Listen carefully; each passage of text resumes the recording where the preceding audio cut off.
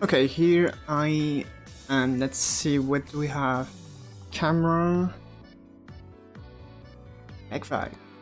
Where are you? Good? Just checking because it tends to crash on launch, but yeah, that's good. So, I've been running a little bit. Yeah, kind of recollecting my thoughts right now. Off camera, I did a little bit of an inventory prototype. Okay.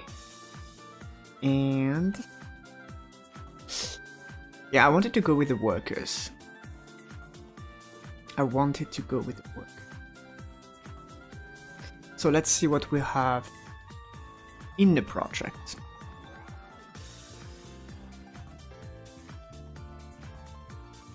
Eventually what we will need is a little bit of an upgrade for the production site view. That's possible. Just bite my tongue.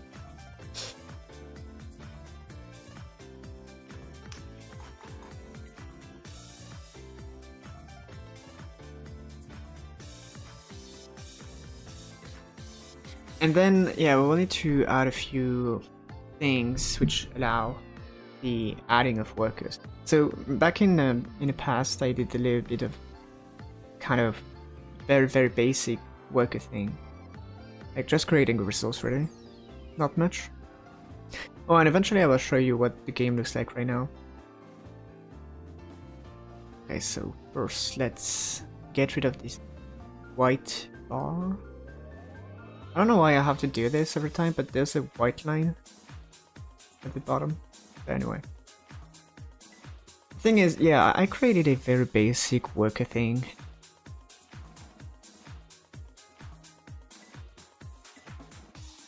So we have a...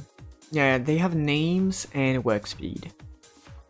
And the thing is that I eventually want to be able to save the workers.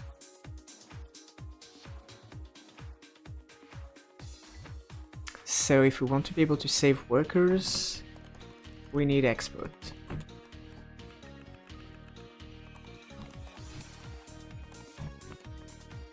There we go. So here the work speed is a byte, which means that it can go higher than 255, which is fine, I guess it's intended.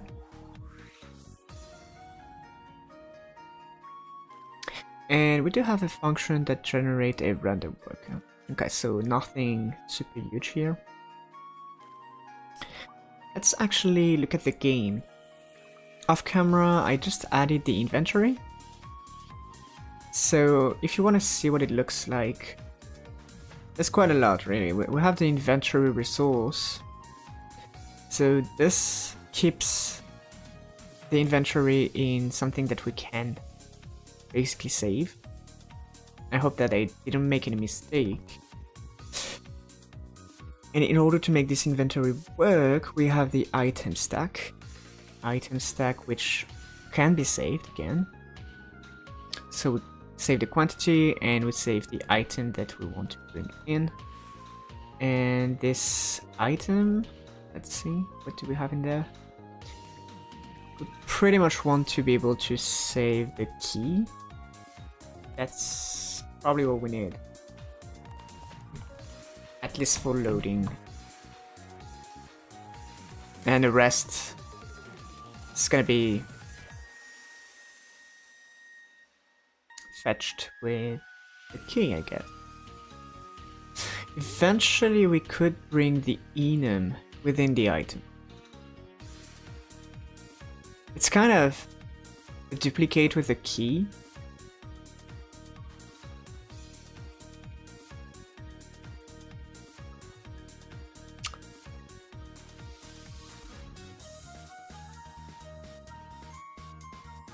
I think what we could use, either we add the enum within the properties, or we actually create a function which translates the enum and the key. That's a possibility. Right, like make a public static item, something like get key, and we have an enum.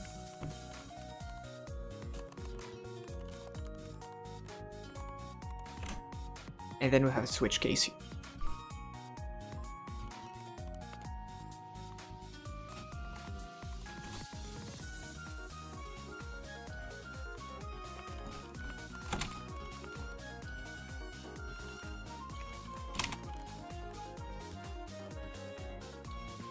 And yes, technically it's a string to get out of this. So yes, item width, correct.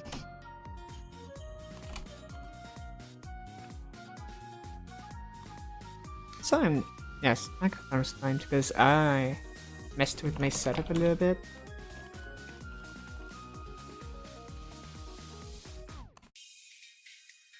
Default return.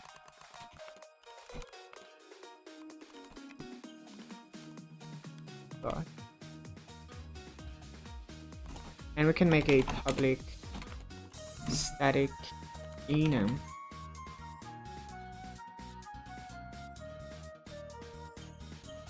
And that's get enum.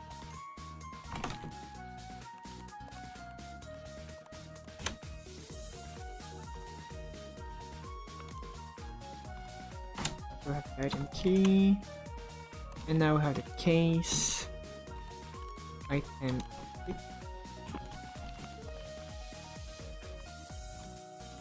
Okay, seems simple enough.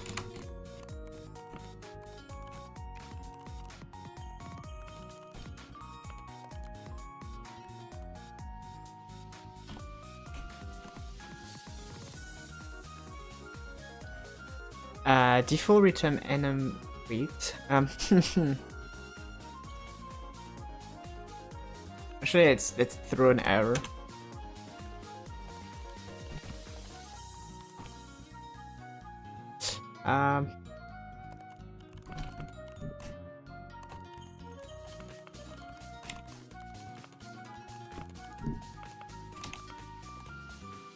Eventually we need to throw the key here,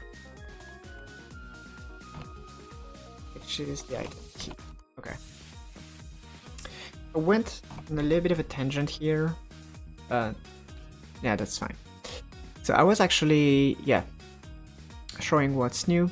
Yes, inventory, item, and from there I created a new handler, right, which is just basically the logical aspect of the inventory. So we keep track of the inventory, the singleton instance, and we create a signal. So at the moment, we're kind of having a heavy update for the inventory. Like when something moves, we change everything just to kind of update. And we have new UI, right? Like a lot of the work is actually in the UI. So we have the inventory here with the grid, with a bunch of code just to manage, you know, getting new stuff. And then we have the inventory item UI, like the little components that we generate every time we have a new item to display. Let's see. It's right here, the little cat. Anyway, the way it translates in game at the moment is that we have a like the fixed inventory, like we can close it, we can open it, it's just there. Yeah, we can see it getting filled when items are created. So I sped up the production process for testing reasons. Because initially I had a bug with the wheat that we create here. For some reasons, the wheat created in this crit proc, it would create a different item. So we had two wheat items because they would be considered two different resources. So this I kind of fixed with, you know, checking the item keys when looking for the item already existing in inventory, instead of using the resource in and of itself. Okay, so just a little thing that you may want to think about. So anyway, I'm actually gonna restart this because I want to be kind of brainstorming regarding how I want this worker thing to appear. So here we have the wheat farm. Okay, so those are 2 production sites from this node. Okay, new thought. We could have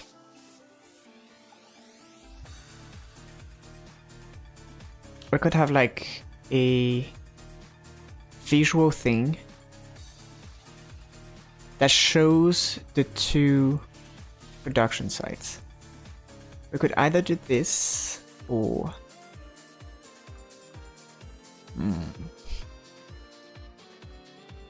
there's actually quite a lot involved in this, because I'm kind of overthinking it.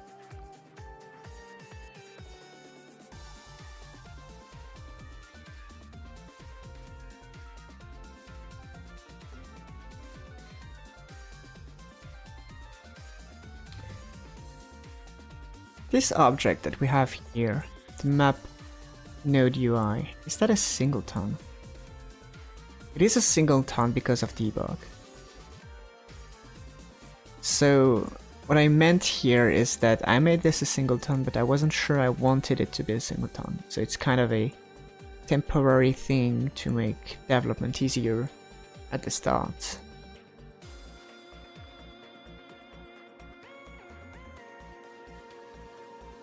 But eventually, I'm not sure. Maybe I will keep that because I don't see any situation where we want 2 of those. It doesn't really make sense.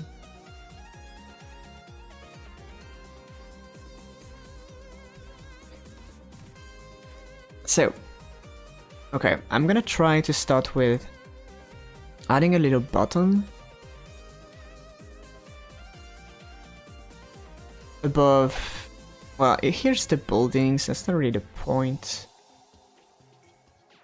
But kind of visualize the production site right now. When we are in there, and we click here, we get to see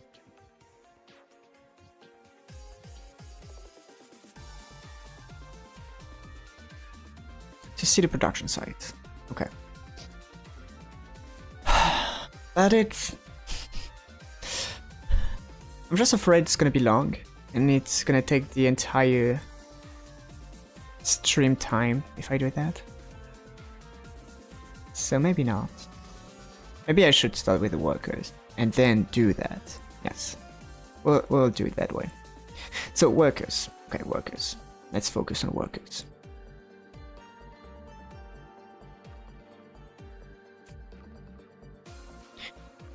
At the moment I will consider that we have only 1 town, but I'm just gonna add, for future reference, the town connection, right? So here, public string,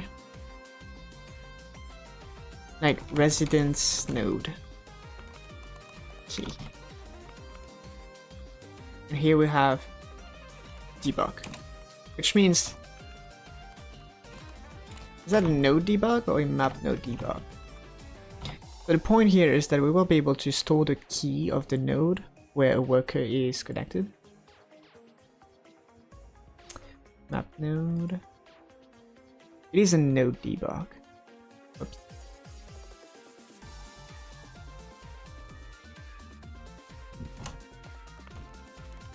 So that's a placeholder property for future content. With a little arrow pointing down. There.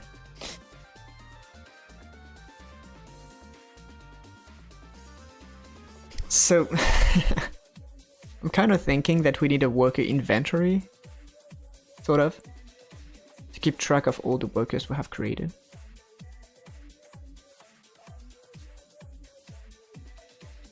So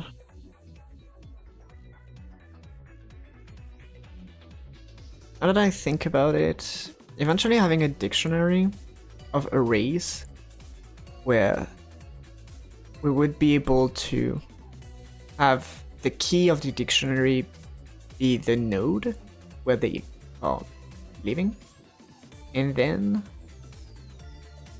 an array of all the workers connected to this node. That's a possibility. So how do I name this worker inventory? Because it's not really an inventory. It would be a worker.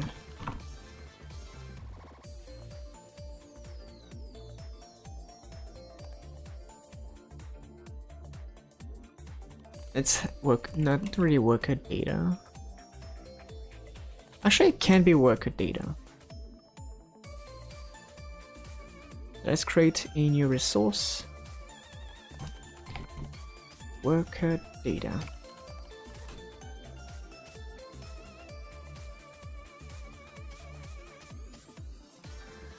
Okay, so we can create this. Okay, we need Godot collection first, because we're going to be using Godot dictionary and arrays for the resource saving.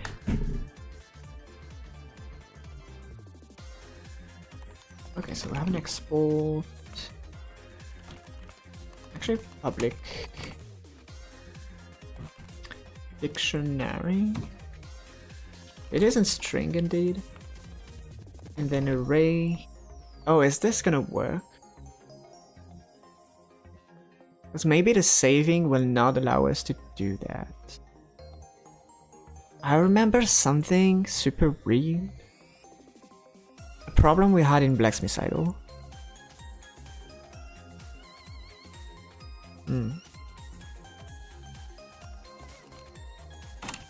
The worker. We need a name. Let's worker with an S. Okay.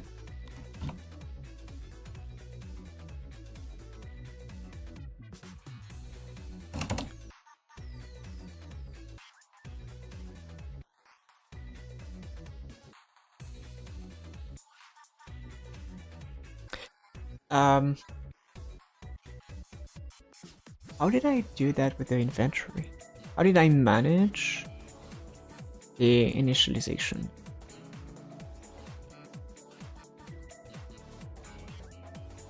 Item.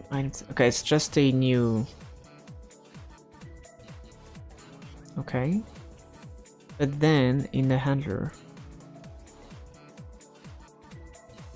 it is a new inventory, so nothing big. So maybe we need a constructor.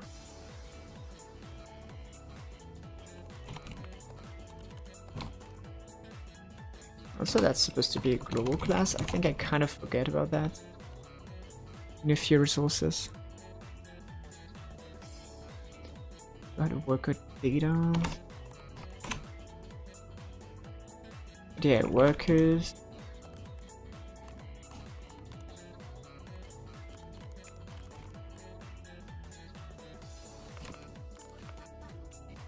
It's a new array of worker.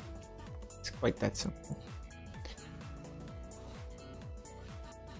At the moment, they are all gonna leave on no debug.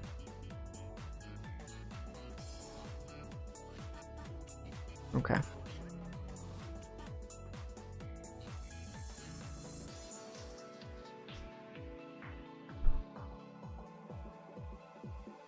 Now we need a handler.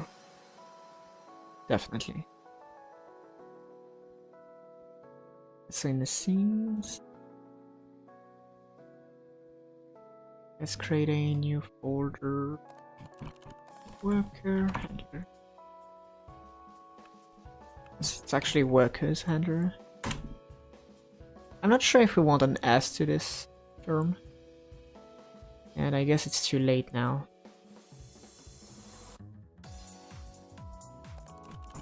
Workers handler.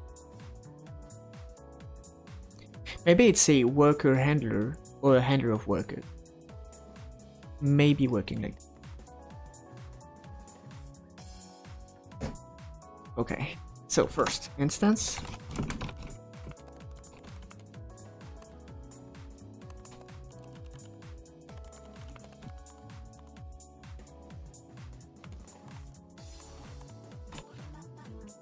Okay.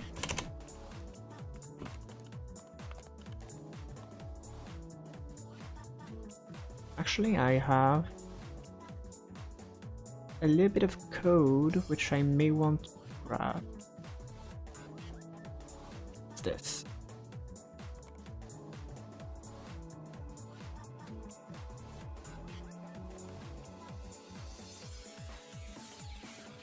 Hi Alphium, how are you doing?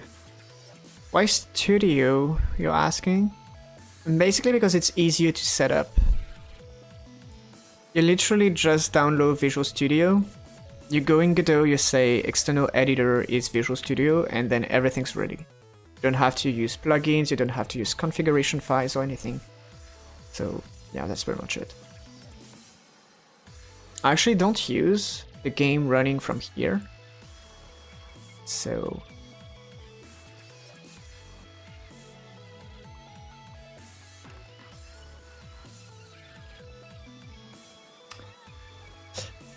So we have this singleton. Now we can bring in the...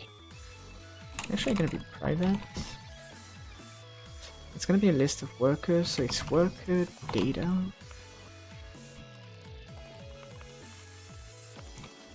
Your worker data. So how are you doing? What are you working on these days? Flying back? I don't know, you better set it up once then use this. The problem is that when you have new versions, usually you kind of have to change a few settings when the new version is coming. The Godot version, I mean. And here, for example, I had to kind of have an emergency computer reboot because of a blue screen pandemic on my computer, until I realized that it's actually coming from this. When it goes into gaming mode, it can make the computer blue screen. So yeah, I didn't know at that time, so I rebooted. And I really, with all the things I had to redo, I just didn't want to deal with configuration. And yeah, same Lonely Soul. That's great that you stick to this game.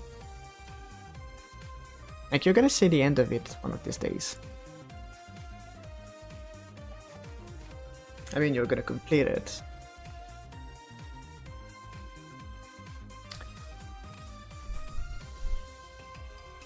Now maybe we want to have the add worker.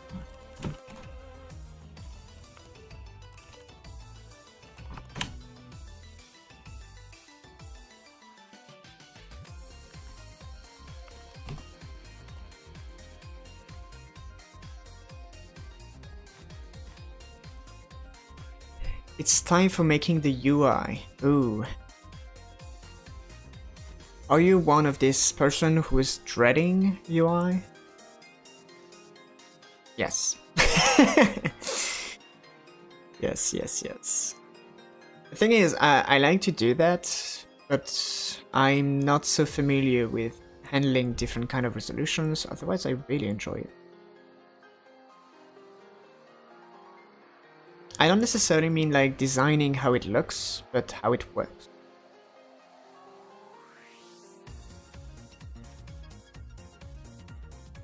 But I think that if your game in general is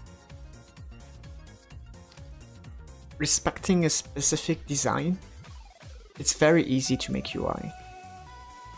Right now I'm thinking about making actually a video about the global design structure I'm using, which works with the three main objects that Godot gives you, which is on one side the resources, on another side the singleton control gray nodes, and then the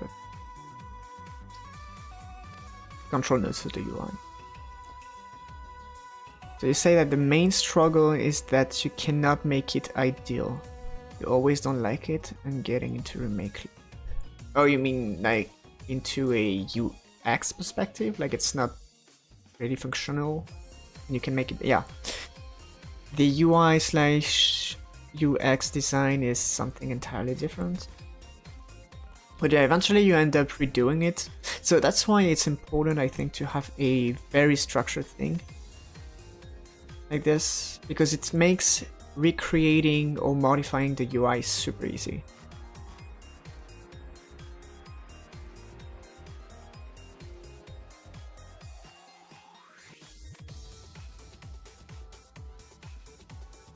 Now eventually I'm gonna create a... At the moment the workers will work with the debug system. I could create workers with button. Like public add worker, yes.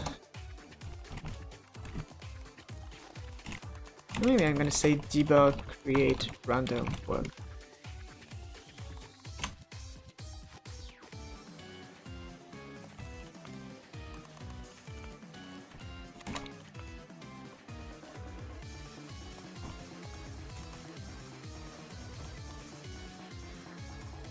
We get a random one.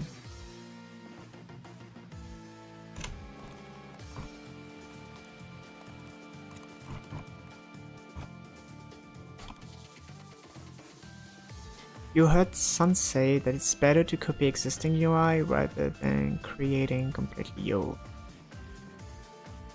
If you're thinking about copying a UI layout, yes, most likely. Because it's probably gone through the entire UX process of first being thought and designed to work, and then players using it and giving feedbacks on what works and what doesn't.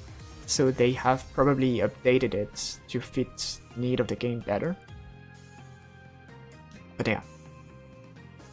Ultimately, there's kind of this myth in the UI making that even if you design the best UI ever, the users are still gonna take shortcuts, or they're still gonna be bothered because it doesn't work the way they want it to work. So you're kind of bound to have people test your game and see how it goes and update it according to what happened.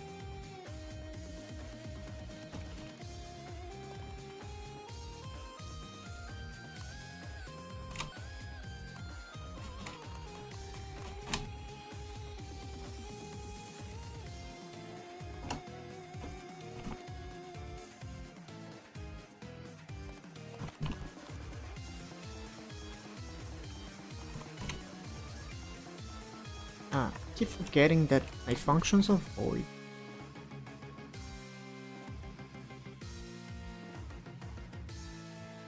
So here we're gonna have dictionary. No. Workers. Damn, I really can't type work.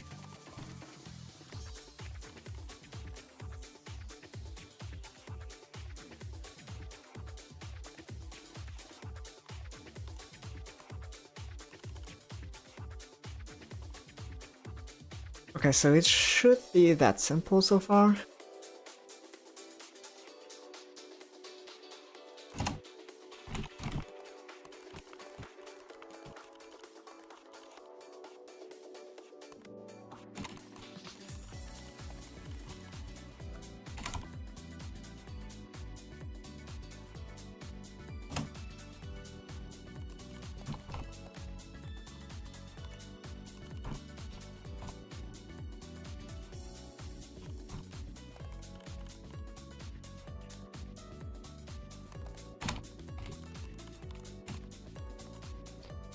Okay, so we have the signal. It should be enough at the moment, so that we can make a simple UI.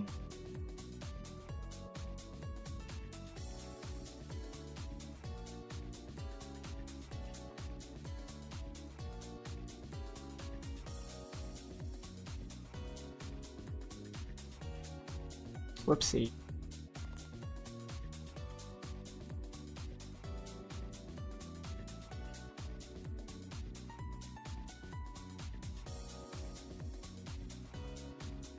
Okay, let's make a little bit of UI for the worker.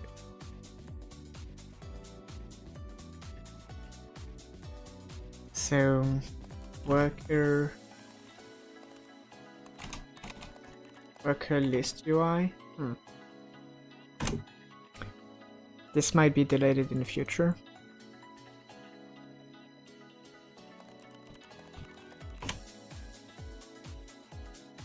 Okay, let's make this a panel container.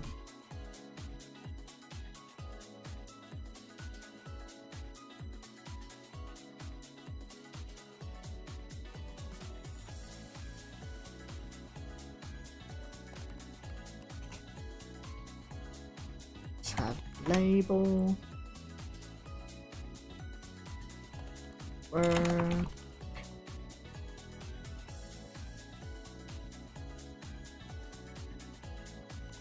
That's it. What's the size of the logger?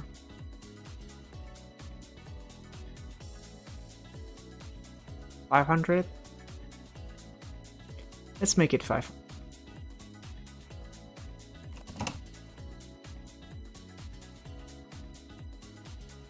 So here we're gonna have the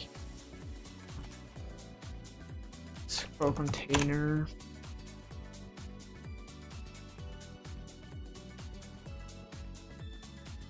Eventually we'll make it expand.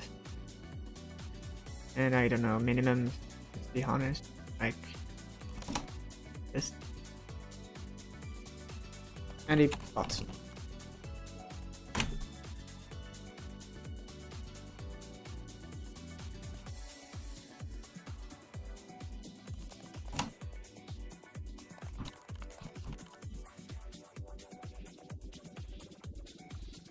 Let's bring that.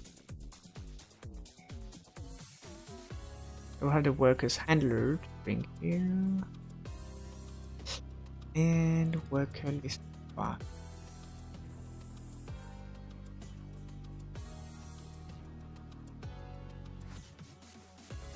Something like this.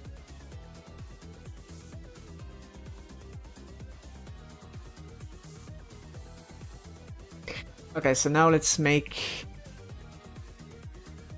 an individual worker there.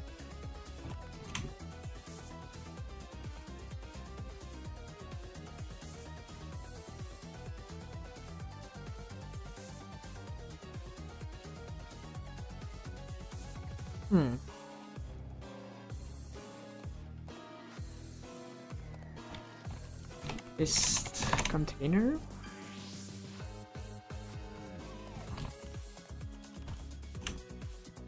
Worker. I think we're good.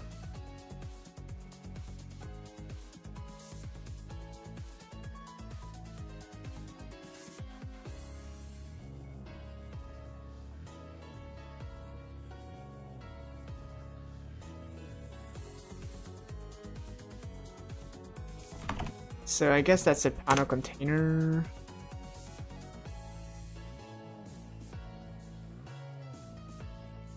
Okay. Let's make, I don't know, something like, we'll have the VBlock. Oh, we'd have the name and then the occupation. Nah, that's gonna be enough. Don't need much yet.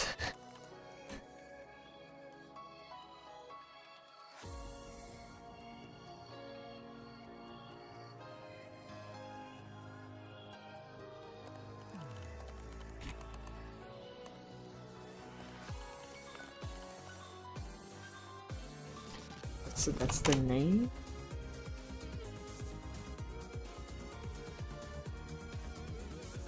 And another label, occupation.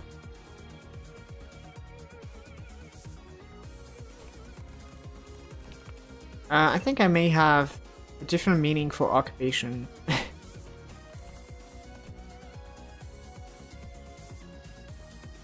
than you guys have.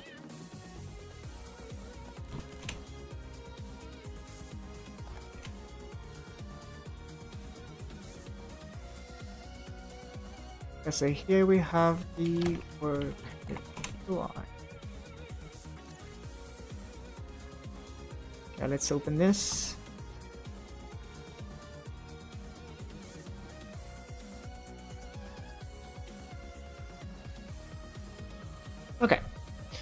Worker UI create. So what if we set this, okay, public void let worker resource.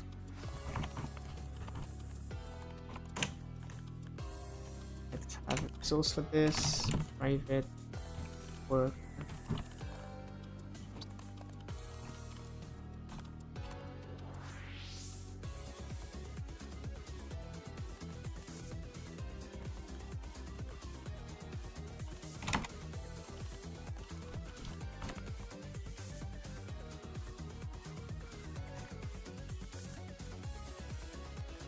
And on ready, we want to update everything. So here we have the public void update nodes. So if worker resource is null, return. We'll have a little error.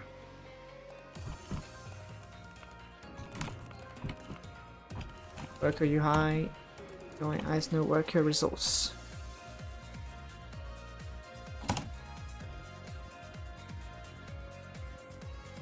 So what we have is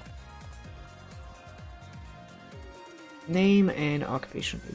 Okay, so here private label.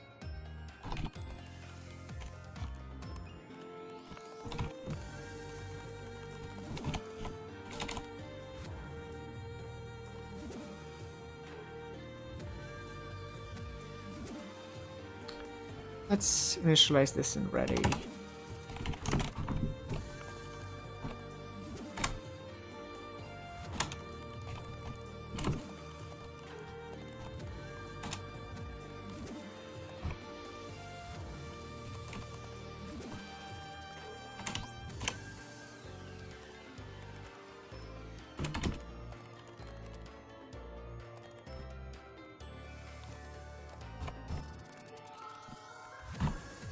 Right, got the labels.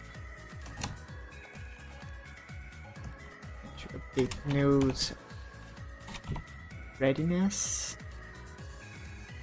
I mean, to be ready actually. Okay, so name label.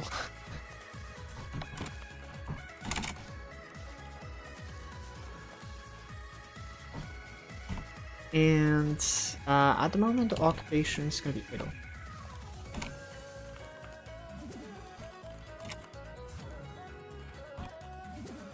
We just want to see that we can create those workers. That's pretty much what we want to be able to do.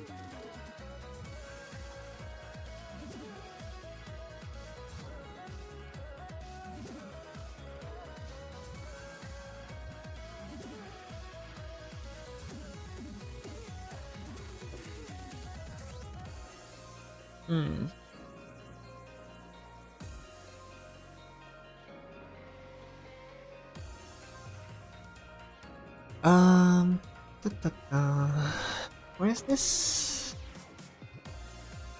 Name like this. Weird.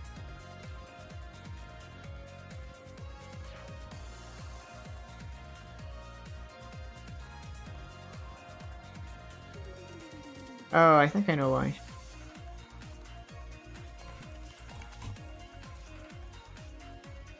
Because it's been created through the auto creation. But yeah, anyway. Worker is UI. Okay, I need to make the instantiation thing. Can't see.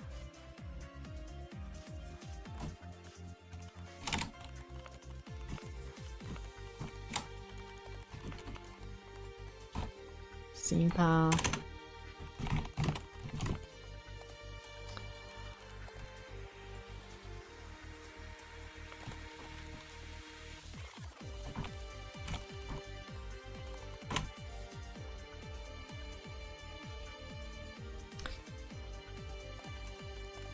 We'll create a new node as usual. Nothing.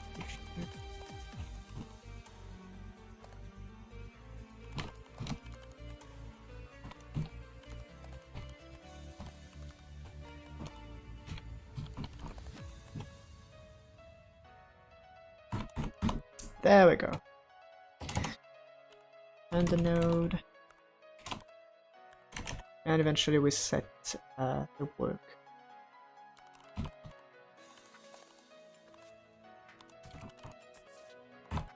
There we go. Now we can go back to the other one, which is the worker list UI. Activate the script.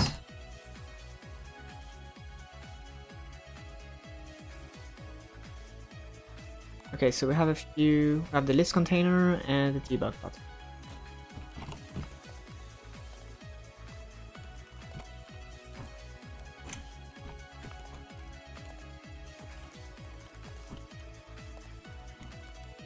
Actually, I don't need that button, I just need to connect it.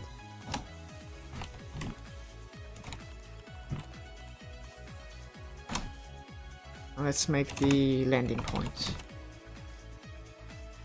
I have to private for...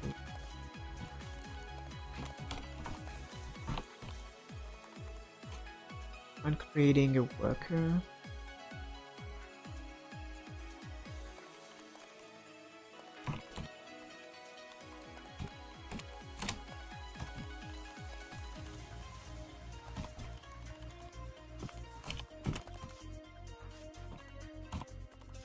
Okay, is it the right name? Create work. This container.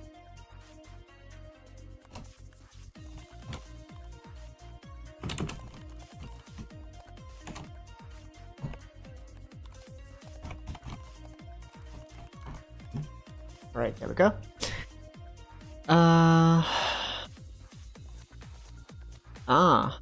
Interesting.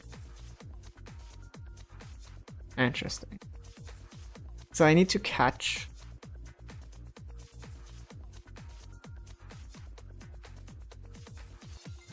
what worker has been created. So, okay.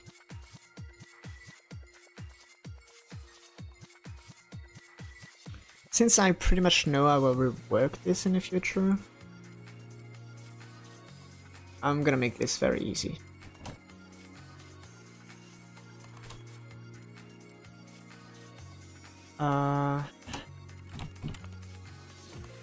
Worker, last worker create. And right here, last worker created equal worker.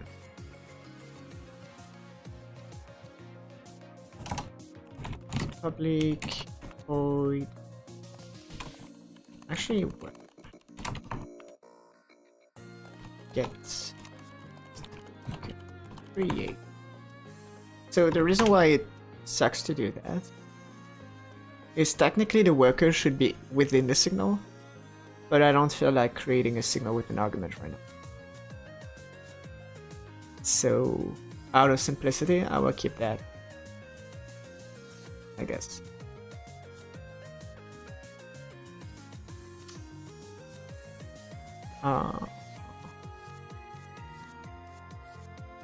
Yes.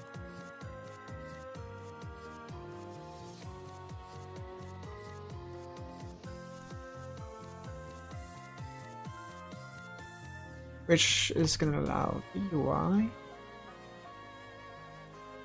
here and create worker pressed. That's different, but yes, worker handler. Let's make this debug thing static.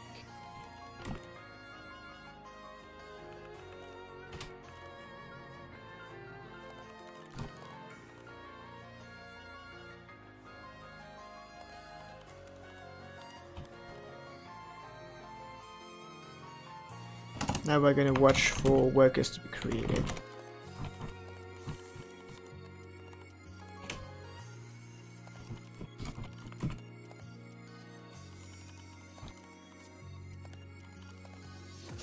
Same thing, same thing.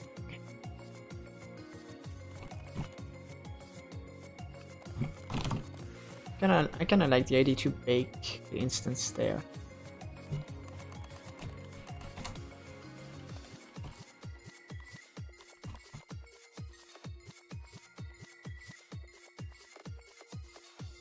And yeah.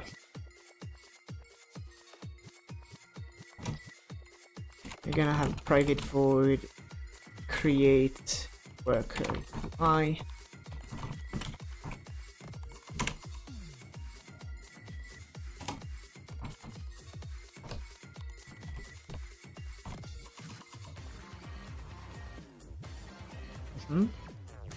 So worker UI.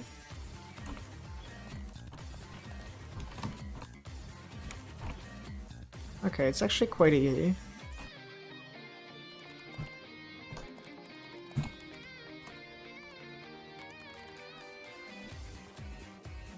Yep, it's actually quite easy. But it's gonna need refactor anyway, so it's kind of a half victory, half loss.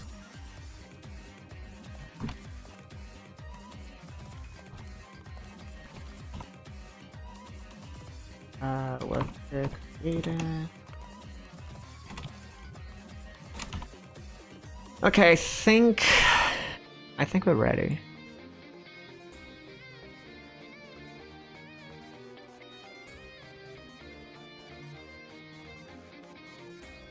Oh, I didn't show the work speed. That's a terrible miss. Oh, we have a problem. Script class can only be set together with base class name.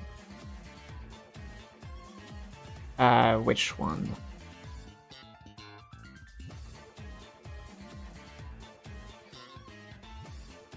Is that here?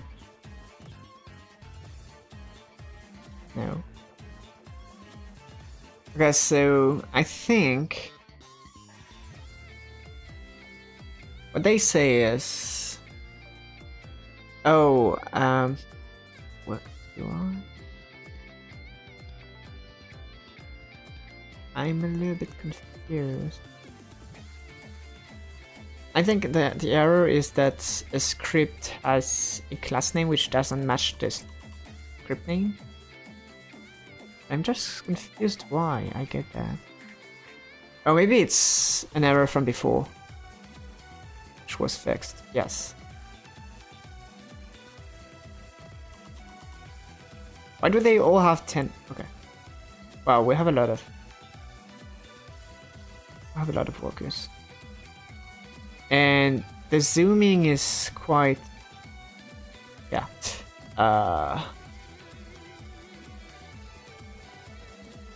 That's a problem. Yeah, so, okay. The input isn't handled when we're at the bound of the scroll here.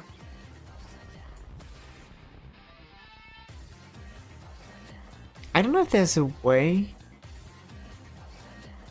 to know whether the input is in front of a UI item or not.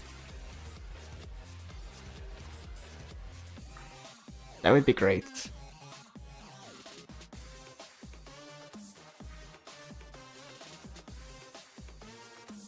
That would be great.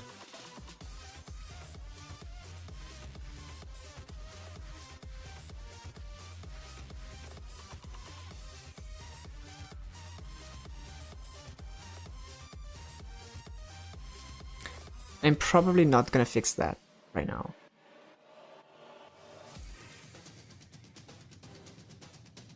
Right now, what I want to do, okay. Actually, worker UI. Let's have the box.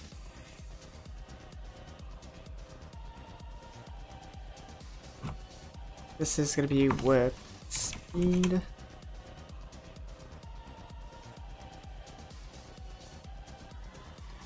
And work speed is gonna be expanding.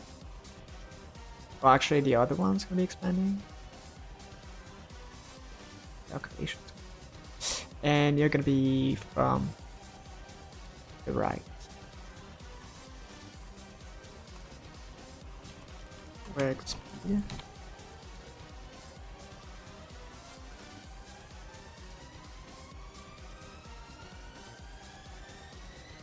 Okay, so we have private label.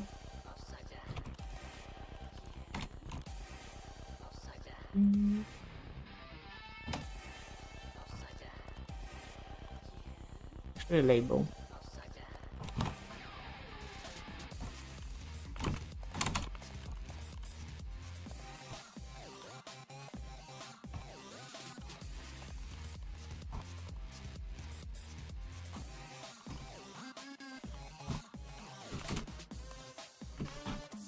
And there we go.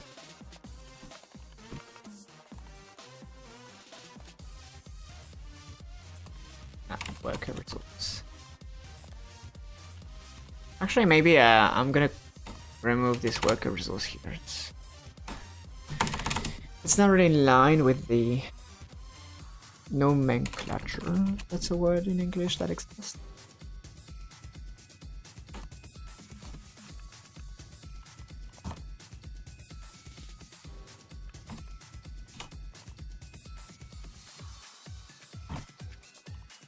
Okay. Let's try again just to see this improvement.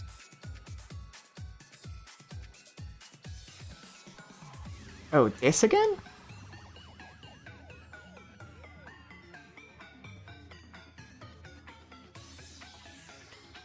I'm not sure what it refers to.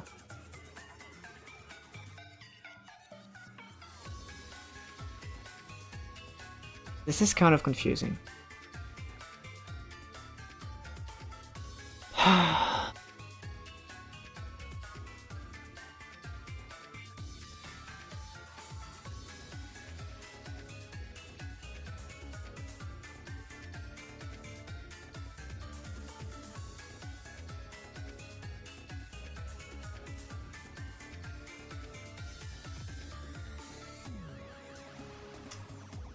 Okay. Now, the question is, how do we make the nodes here display the workers?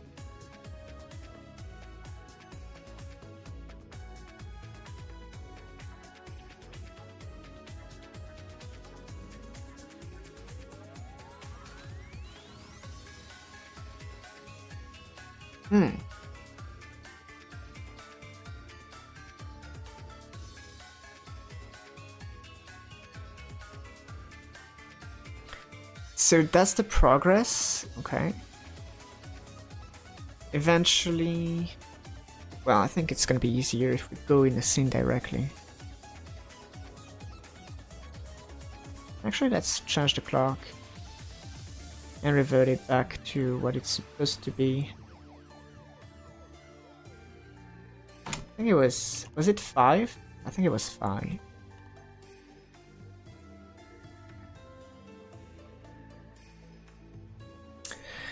I'm really confused by this error. They have to tell me what script is problematic.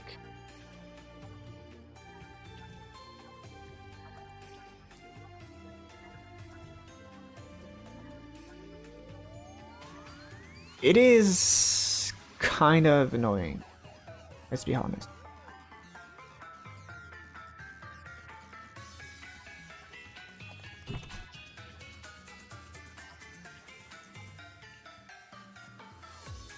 Is it right here? No, it's not.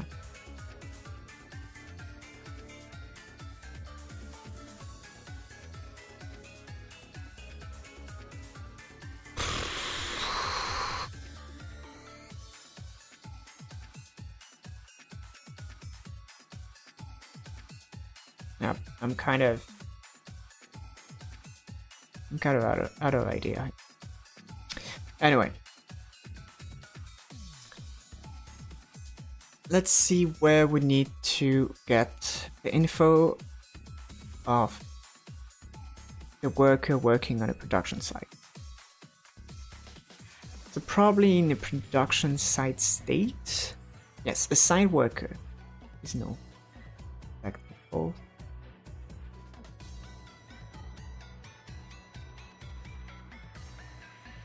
Progress work. and produce. Okay.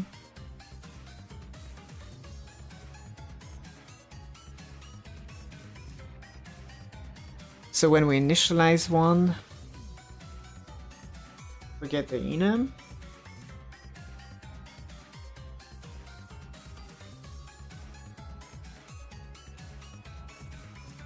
And we load.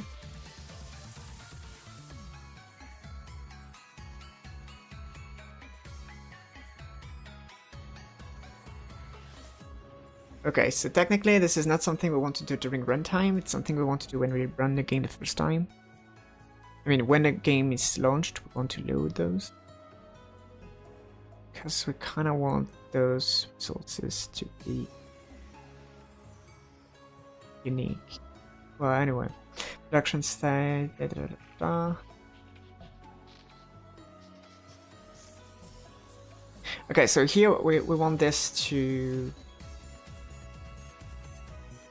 have no worker. Okay, so here we have progress work if assigned worker is null. We do return. Actually, we make is active or false.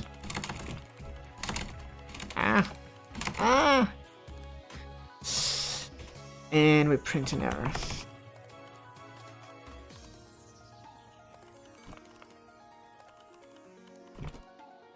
Try to progress work on a node with no worker. Yep.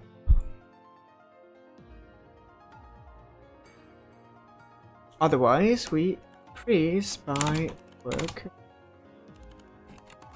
assigned work dot work speed. Okay.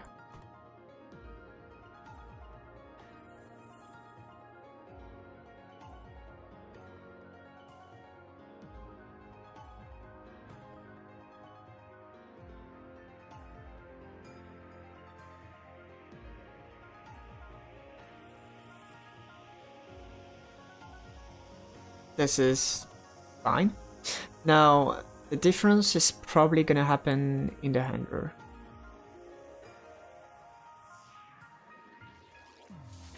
So, right. I don't need to production sites.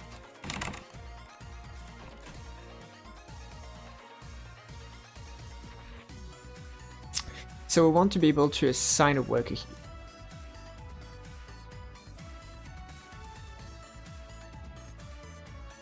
We load this site. Okay, here we're gonna make a work if production site state dot is active.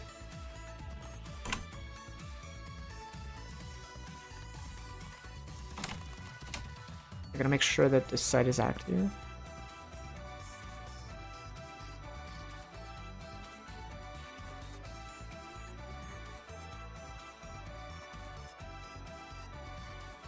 Oh, that's tedious. That's a lot of work. For a prototype which I'm gonna be scrapping later.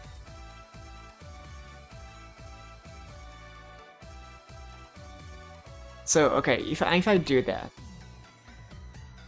just save and run again. It doesn't work anymore. It's supposed to not produce and technically not throw error.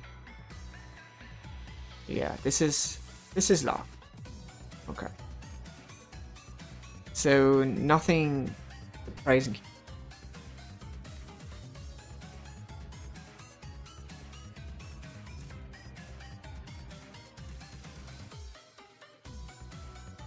Now, we basically want right there a way to assign work.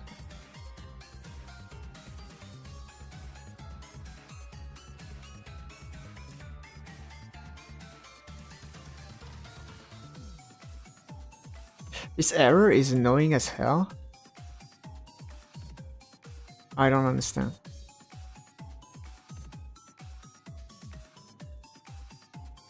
I'm trying mystery magic just in case. I don't even know how it's possible that a script is not matching the script name, script class. And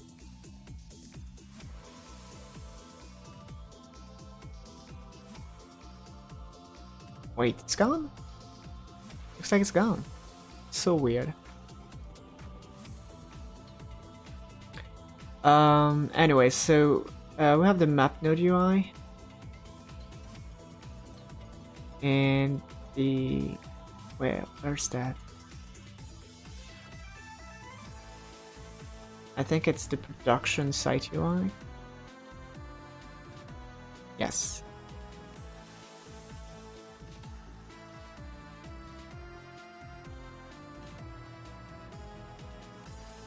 Okay, so we need to change that.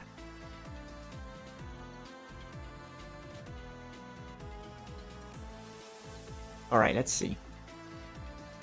Previous button, blah, blah, blah. Work label. Okay, work label. Great. Is it aware of what production site it is? Because that would be great.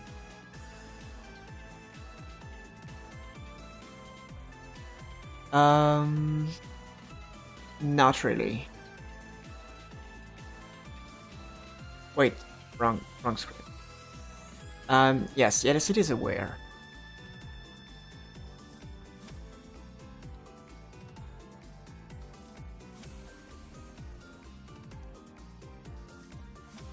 It is aware, but the enum is the key to the dictionary. So I guess we need this guy to know it's enum. Maybe it's possible. Yes, it's possible. And if we have like work label, production site, here. Private. Production site state. What is that? No, it's production site and we have this like production site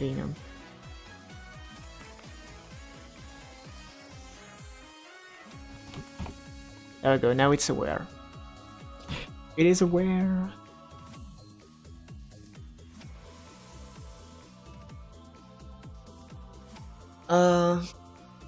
Yeah, I'm gonna let intentionally this not update. Oh, yeah, okay, that's gonna be fine.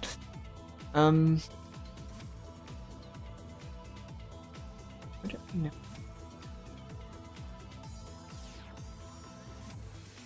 Actually,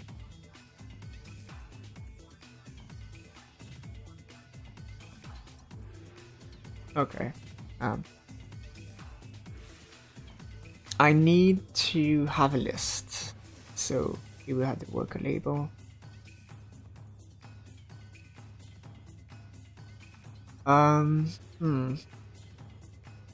What if I add a separator, a horizontal box,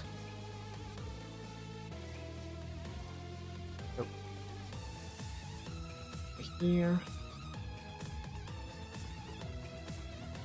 and on the left we have the scroll worker list scroll.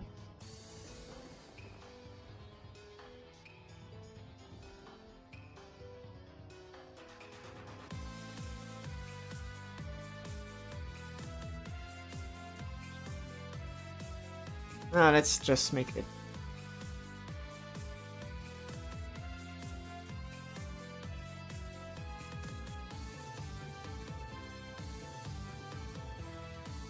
I want a max size actually. Is that possible? Ha!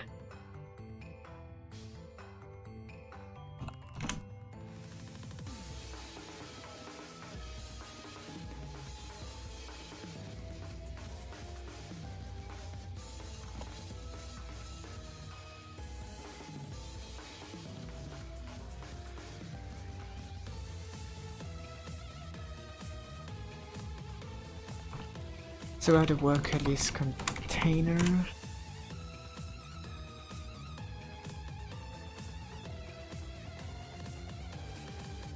And in there we will need buttons, basically.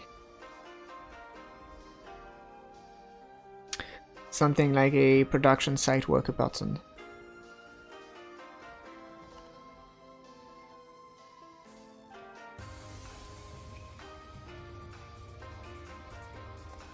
Production site worker button.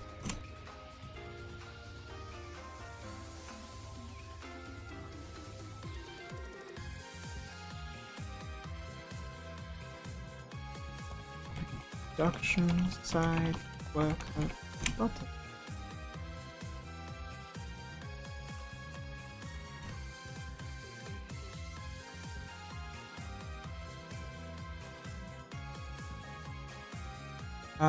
Okay, let's make this the middle.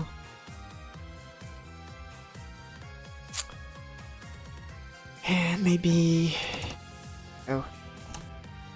40 pixels high. Okay, and here all we have to do is to have like worker name.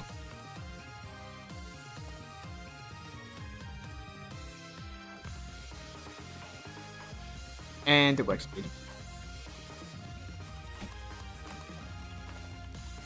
Something like this. Except that the text, okay, left.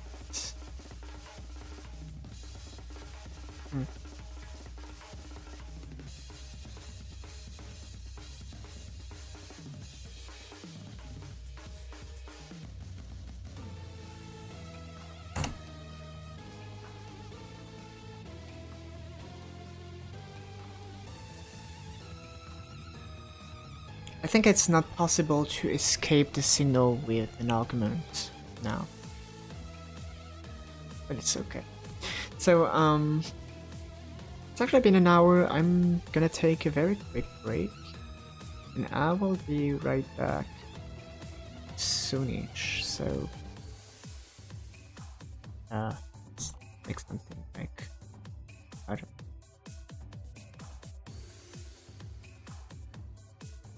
I might have.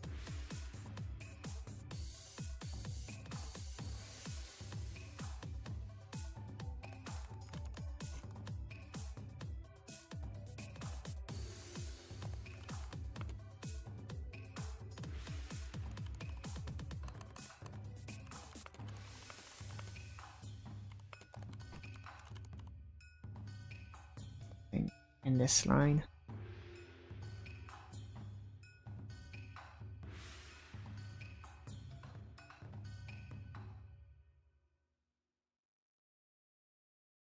Yes. There we go.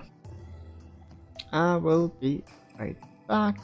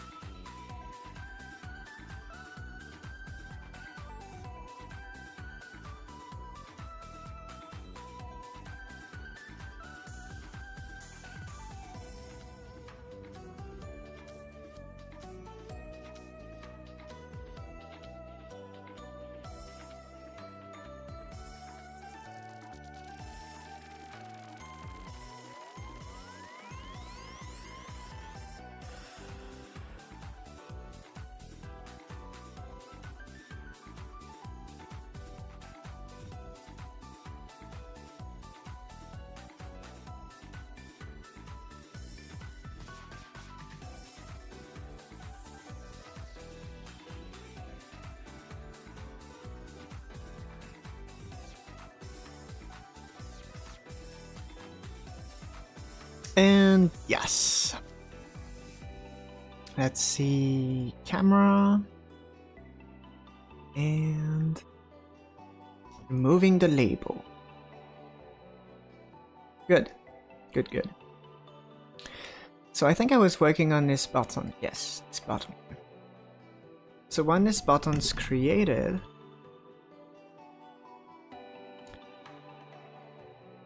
iBox saying music is a banger. What is it? Okay, so this is basically a bunch of Toho arrangements. They are part of the albums, the Toho house set albums, I believe. So here, for instance, you can, I believe, find them in the playlist. Not sure. I hope it's not gonna jump scare you, but actually scroll in this playlist. Oh no, it's not right here. So let me see. Can do. Oh, they're here. They're here.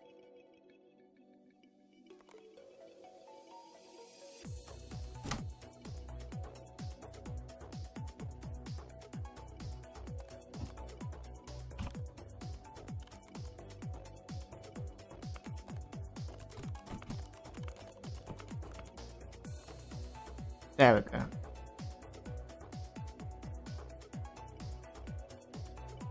So yeah, this one is to Toho double dealing characters. Previous stream was the United Kingdom. And there we go. I was saying this button basically needs private void on button pressed, of course. And it needs to know two things. The production site. Yep. So the production site enum. This is production site.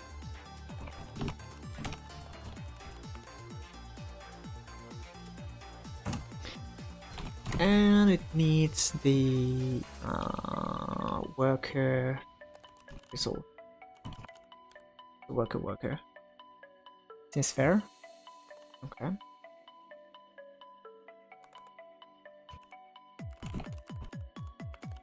So on ready, its text is equal to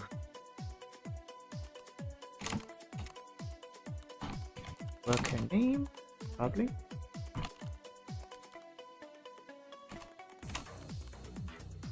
Worker name, and then we're gonna have the worker speed right here. Something in this line.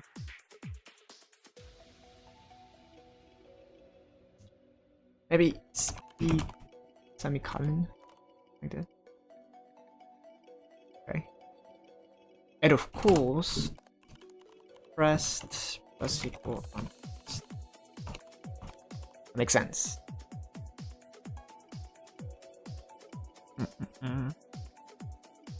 Okay, good. Now we need to create it.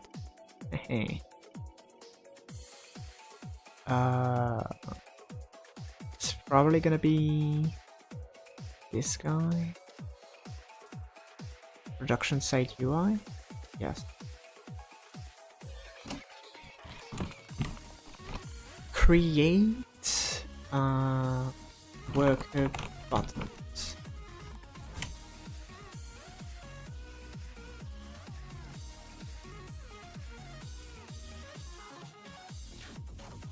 Okay.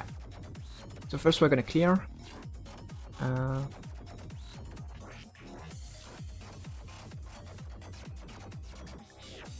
Wait a second. Production site. I like something was close. Yes. Worker list container. I need that. Private. Dot. worker list contain.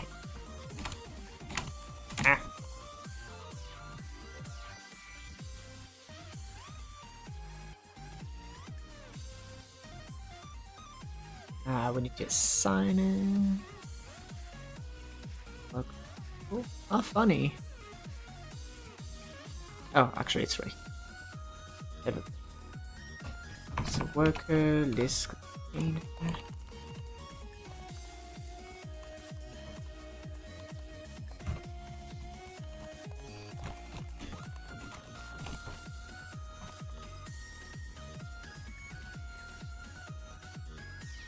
There we go. So first we're gonna clear. So we have an array of node. Yes, you want Godot connections.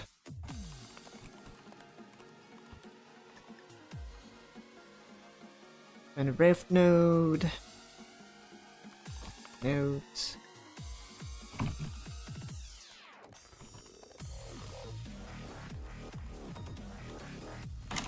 And we're gonna clear for each node.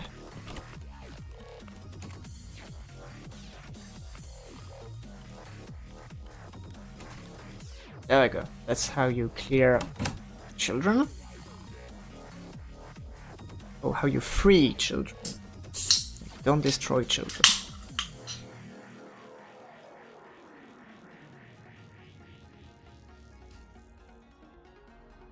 Okay, but what do we do with that now?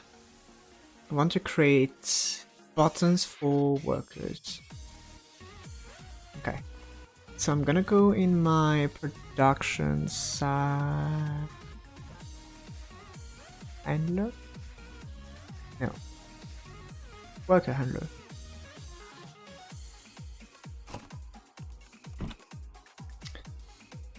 So we're gonna have it public static array of worker. And that's gonna be get. Actually, it's a worker list. So, not sure how we do that again. I guess it's get idle workers.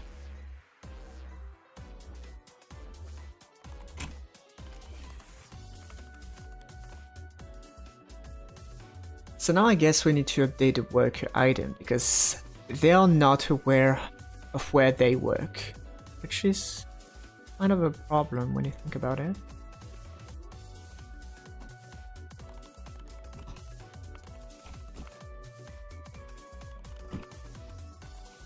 Assign production site.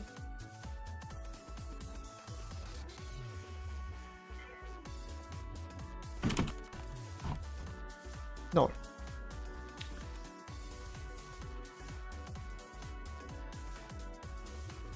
Okay, so now they know. Worker handler here. Oh, the thing is, I need to know how many workers for, so probably not like this. That's gonna be a list. Worker. So this.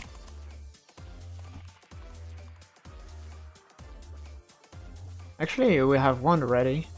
No, we don't. Okay.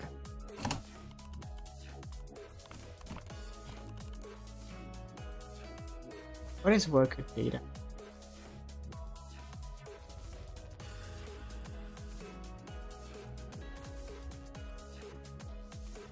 Worker data. Okay, so here we have all the workers, but kind of in dictionary. So we're gonna make a public list of workers. I guess is get workers. Oh, wait a second. Okay, so we have a list of workers.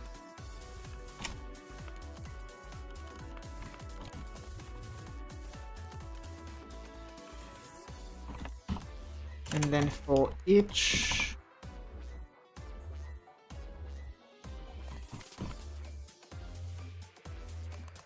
oh, come on. For each array of worker,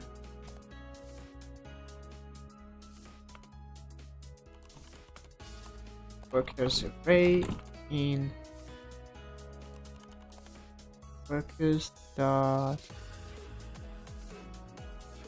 values? No. Yes. Why it's not working? Why is this wrong?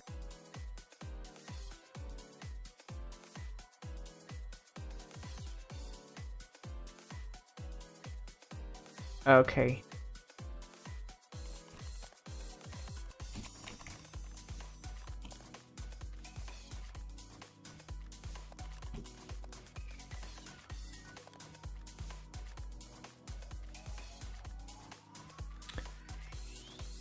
In workers dot why is there no values here?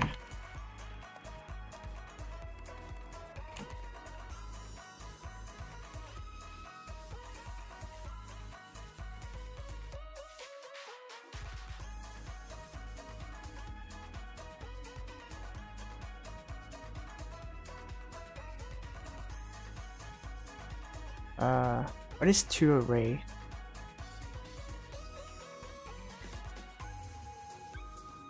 Copies the element of the list to a new. No. Oh, maybe they mean that I can't do that. In a dictionary? What?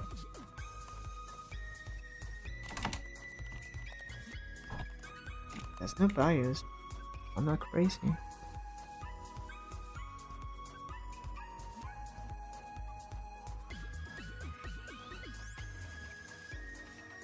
Perform specific action.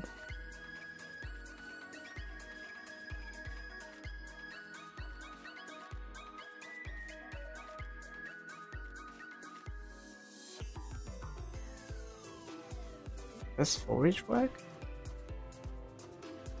Yeah, I don't like that. Ah, God.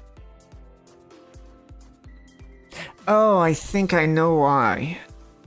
I'm trying to use a C# method on a Godot object. Godot dictionary sucks. They suck.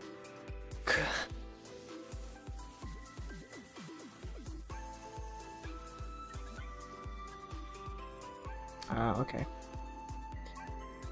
So that was forage.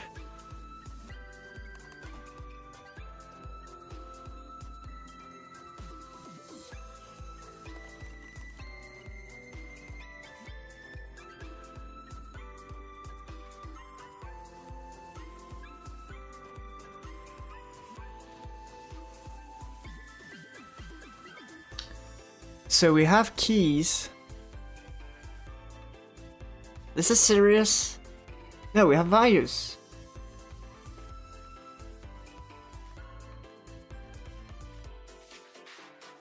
Wait a second. I don't understand.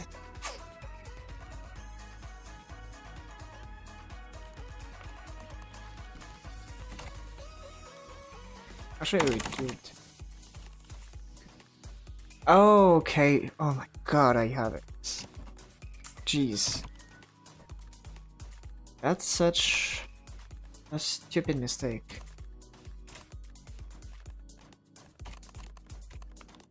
So we actually have a array of worker,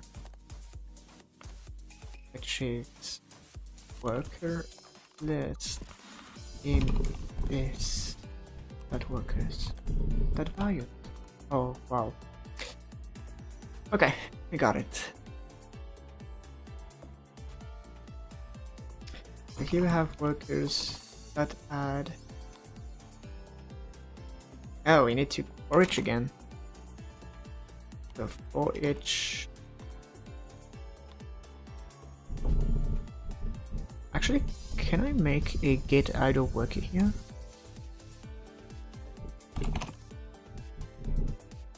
So for each worker,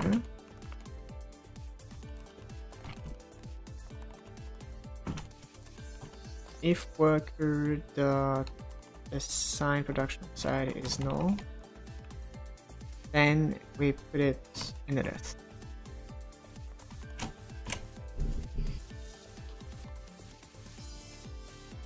That seems fair.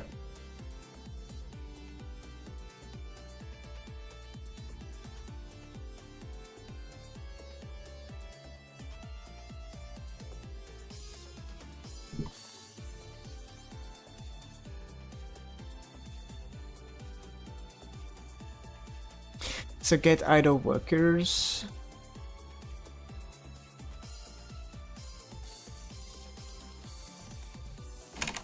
And here we do return worker data.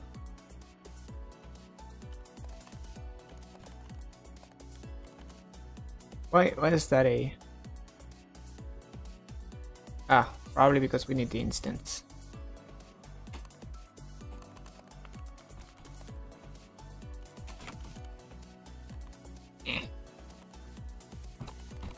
Worker data, get idle workers. Woo!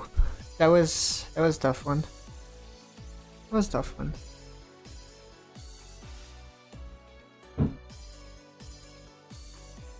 Oh, sorry.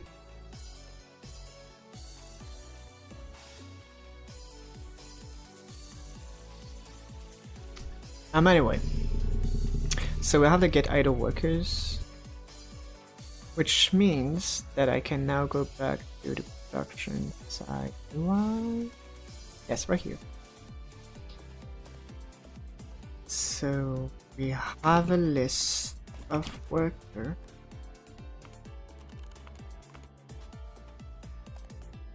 Work. Get idle workers. Okay, we have the workers. And now we create the button, except that I didn't. Yes.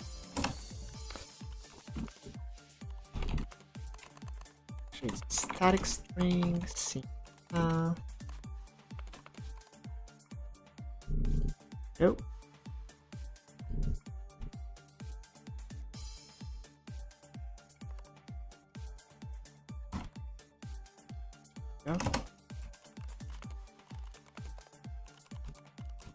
Side. What?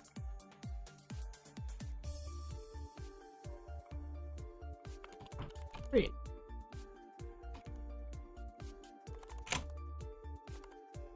Whoopsie.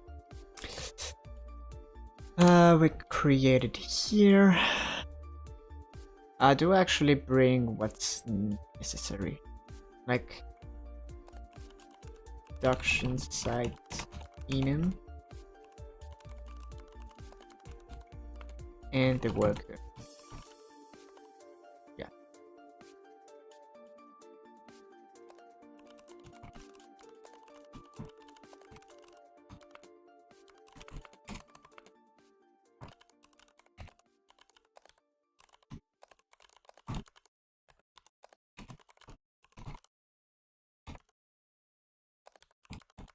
Did I reach the end of the music? I think so. Okay, so what next? What next? Maybe I should go see in the playlist. Oh, let's have another house set. So 10, if I remember correctly. Maybe not. No, absolutely not. 10 desires, it's 13. I think.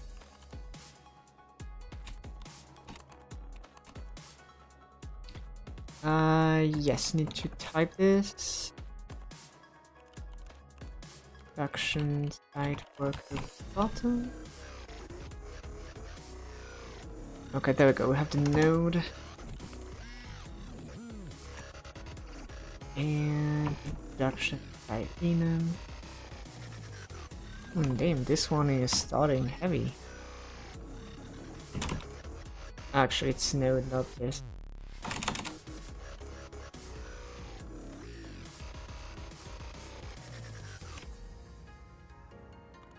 There we go.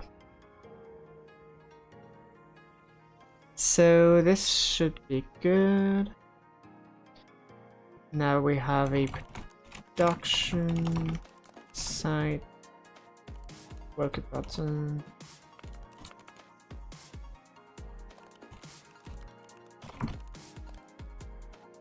Create. Oh, why? Oh, of course.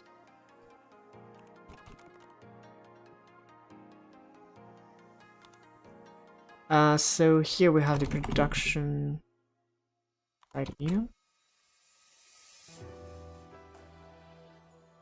Oh, wait a second.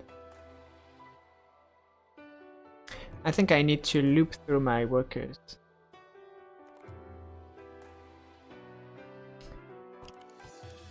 So for each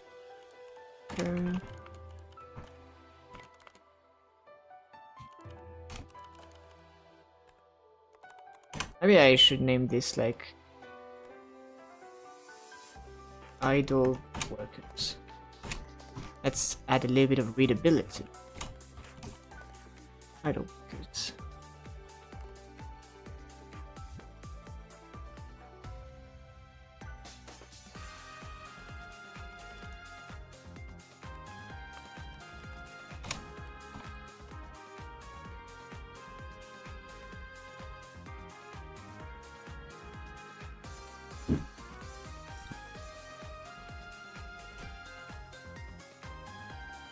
And the worker list container, add child.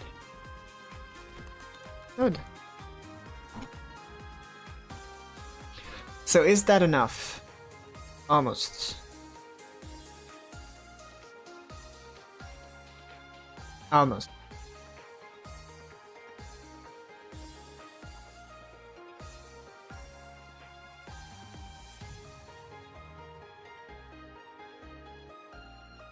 Create worker buttons. Okay. But when? Probably private void on worker created.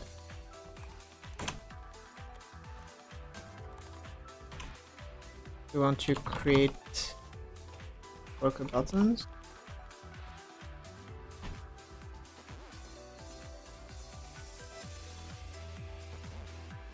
So here we have workers handler dot instance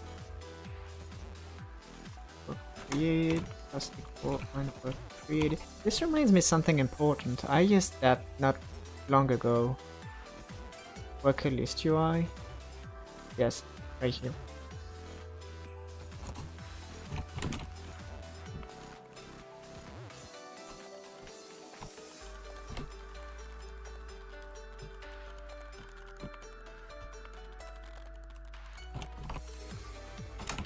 Yes, let's not have memory leaks right now. Where was that?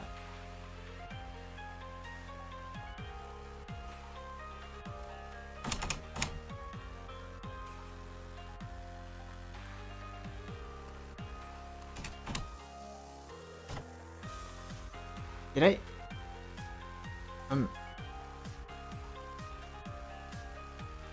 Yes, that's a minus. That's correct. So technically, it's not really.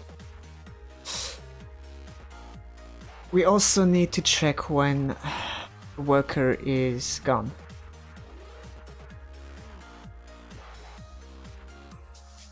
So here we have add worker. Okay, we're gonna create a new signal. We're gonna have public static. No, totally not. We're gonna have public event action worker created. Actually, this could be static, but whatever. Public event action worker assigned. Okay, so we're gonna Leave that for later.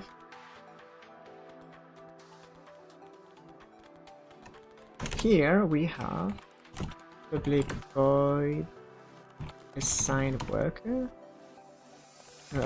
Production site enum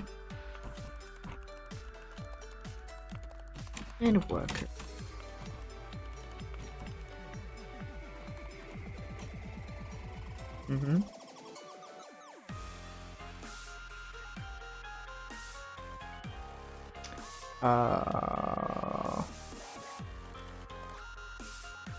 Worker dot assign production site is production enum. Okay. Why is that wrong? Ah. Problem.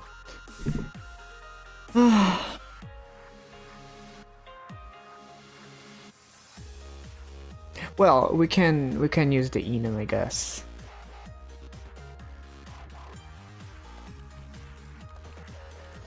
It's not really a problem, except that we can't have it null. Ugh.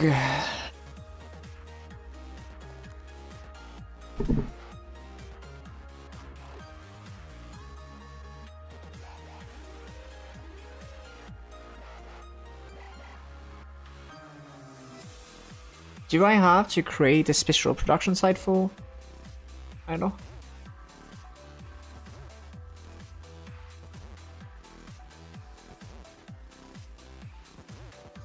Okay, let's have string. Let's have null.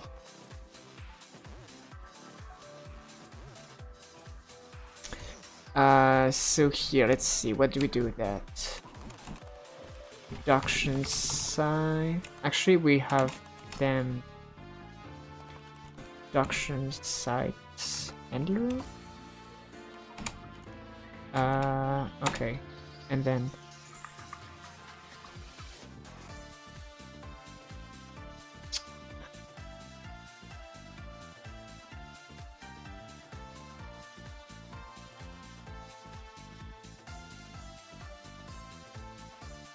Yeah, get production site. Maybe I need the instance.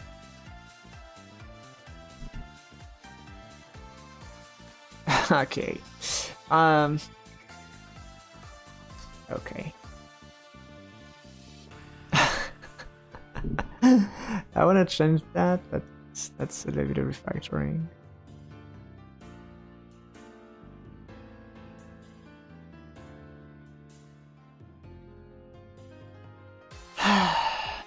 Okay, I'm gonna...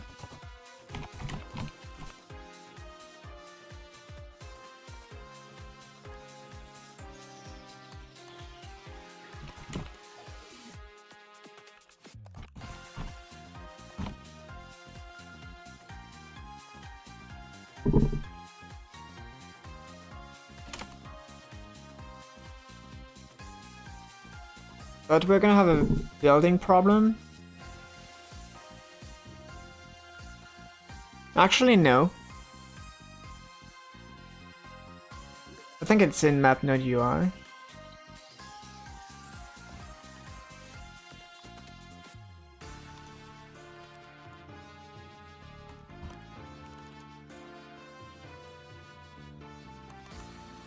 Okay, but what do I get from this? I get a production site. Oh, okay, maybe I have to... Yes. Key. Yay! Now what? Now I may have... I think I have to go in map node UI.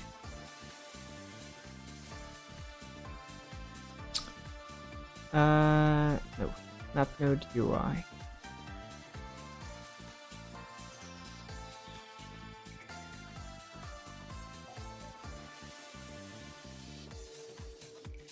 Actually, I can just try to build and see if it fails. Yes. Let's see. That.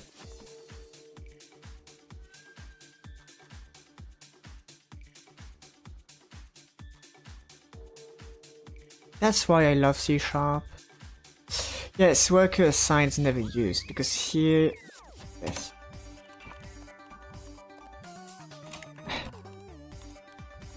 Kind of funny, the music. It's probably... Oh, actually not. I thought it would be the zombie girl, but no. It's a grooming lady.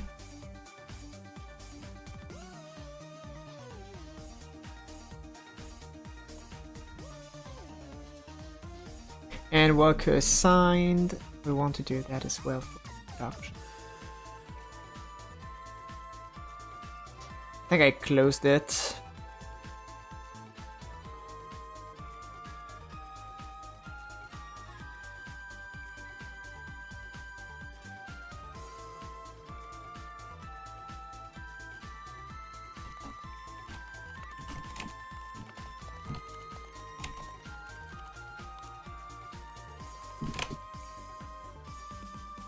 Great work button, same thing. We link that. Let's go.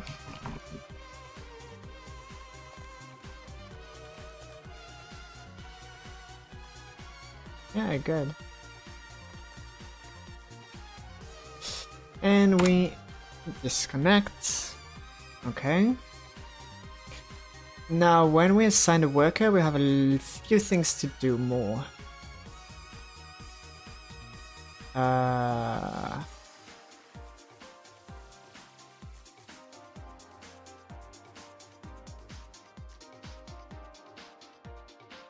It's funny that I chose this place to do that. Assign work. Weird. But whatever.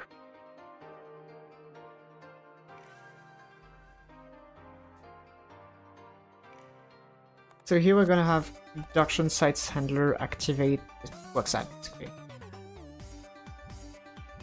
Because, wait a second, I need to set the worker on the other. So here we're gonna have public static assigned worker. It has same thing, production site enum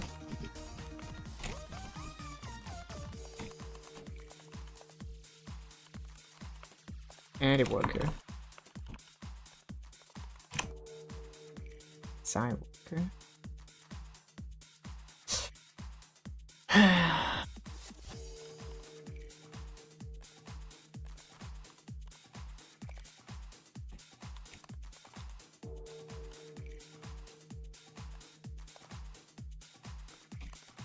Why is that a problem? Wait.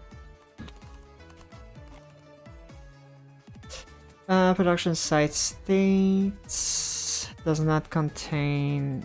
Oh, maybe because I. Wait, what?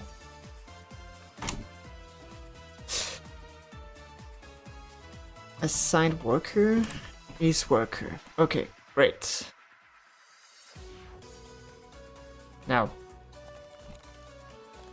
actually,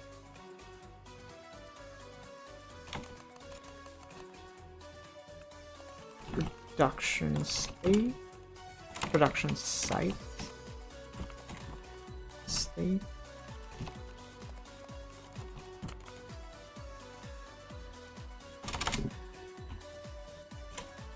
And now, let's do things with that.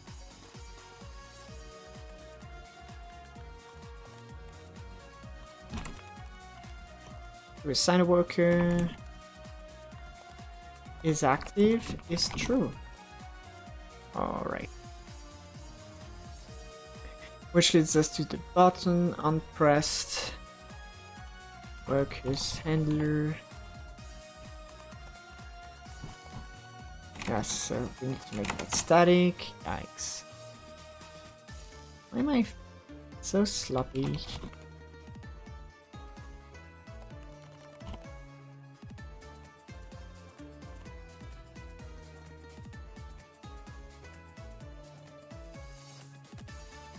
Okay, we're almost good.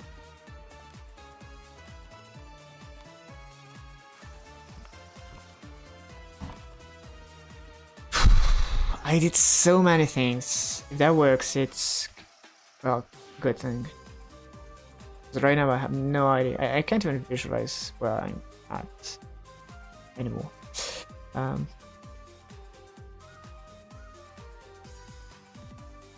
Yeah.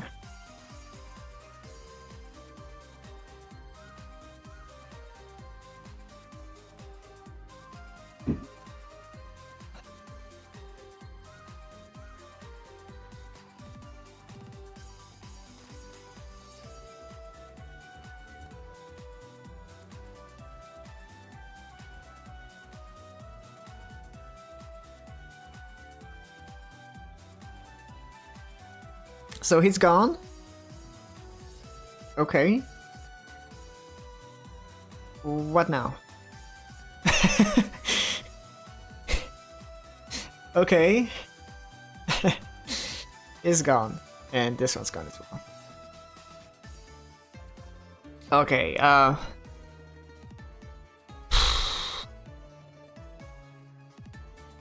first thing. The worker list. We're gonna make them show worker UI.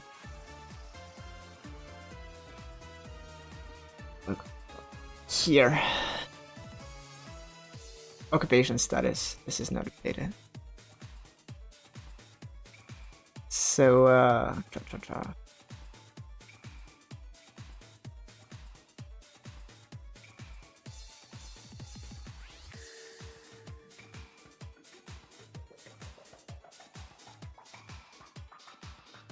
yes, the occupation status here is actually gonna show working at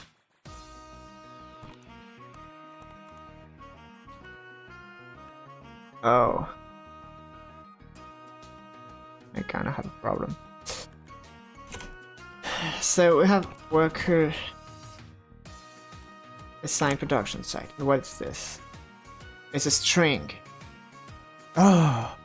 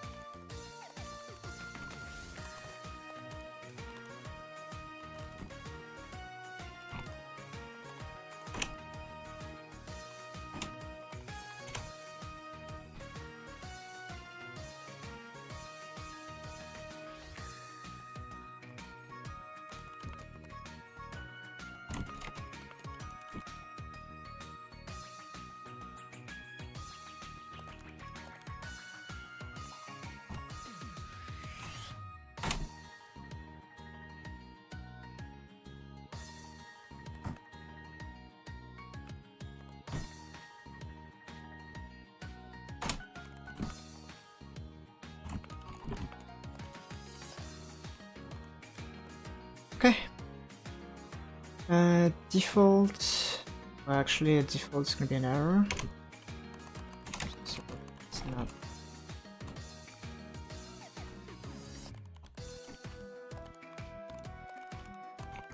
Trying to get an enum with invalid key.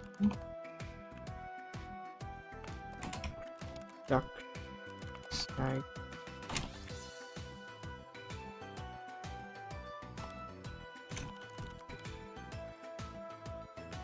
And we need to return. So enum.weakFile.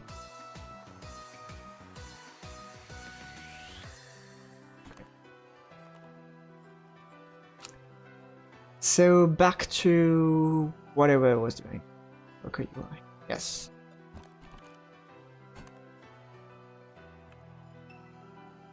So here, production site that get enum. Okay, and this is the enum. Now we probably want to load that. So production site. Is that a thing? Yes.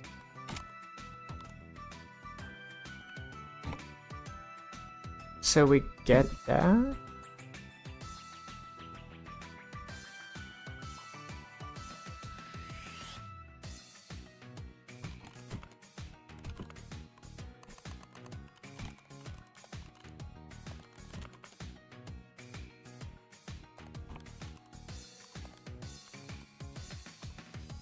There we go. Production site name. Phew. If that's not a crooked way to grab information, I don't know. But it is. Now,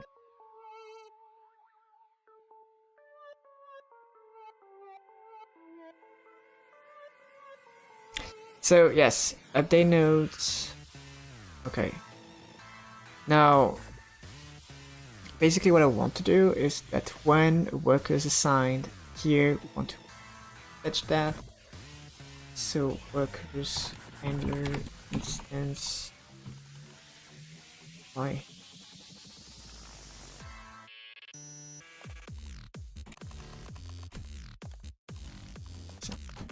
and we have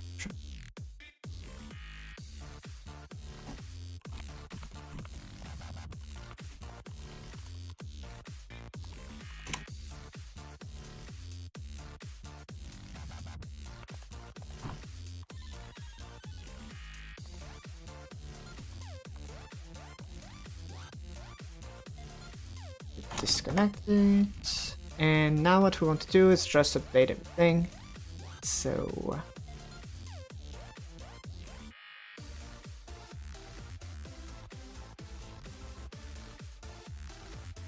we're gonna have a private void update workers.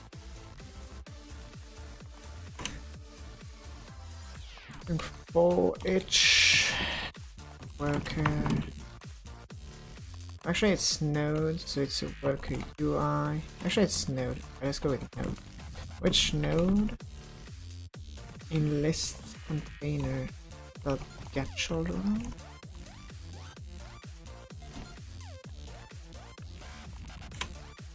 Which node in there?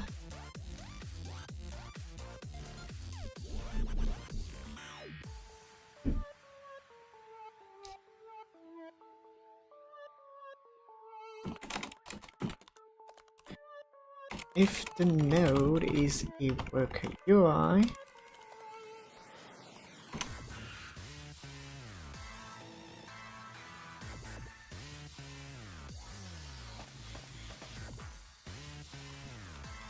we're force updating the nodes. Let's go.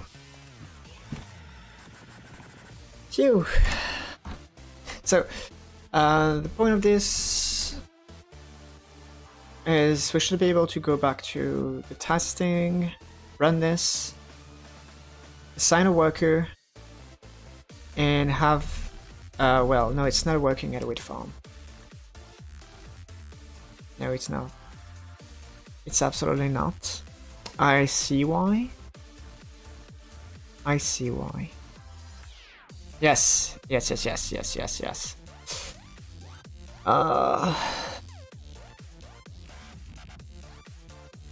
Here.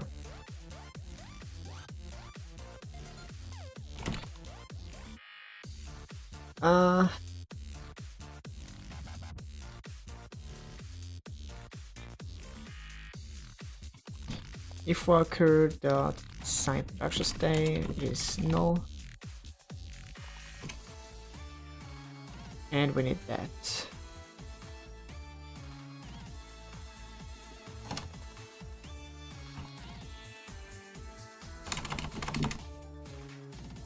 So production site name is equal to idle.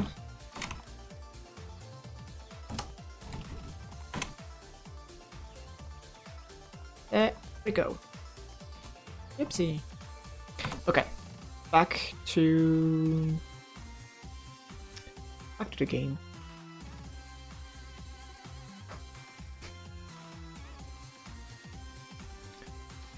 So we create a worker, which is working at idle.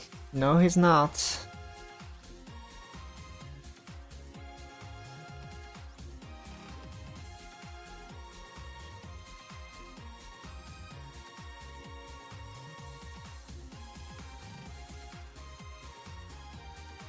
Production site name, I don't, no.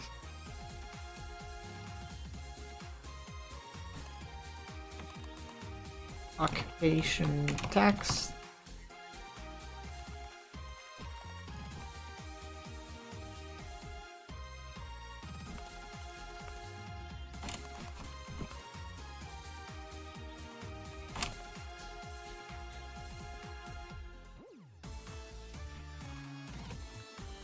And here, oh come on, occupation text is equal to working at production site.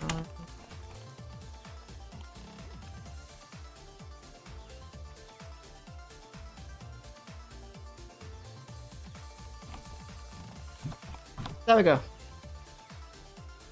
Third time is the charm. I hope so.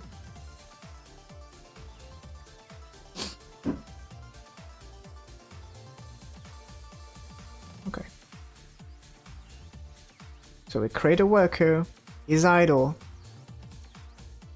And why is it not showing?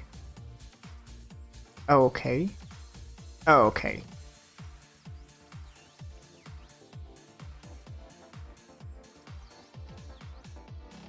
So he's properly assigned.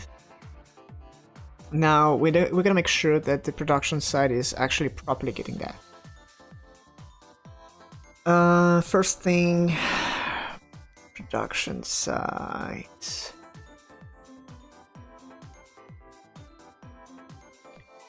Production site UI. On ready, we want to create a worker button. So here, create worker buttons.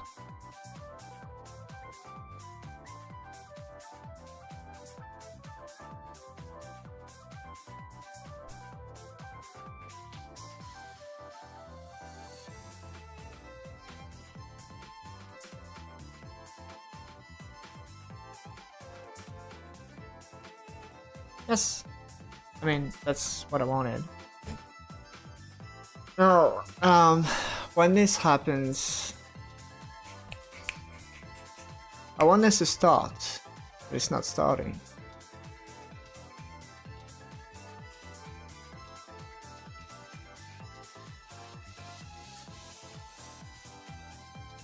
Can I go through the resources? Not really. Ah, that's a shame.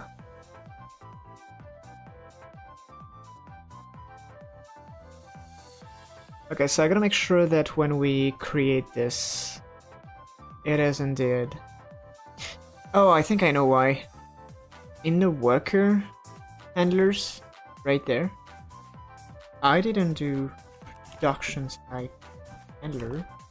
Assign worker, and basically through the info here. That's what I didn't do.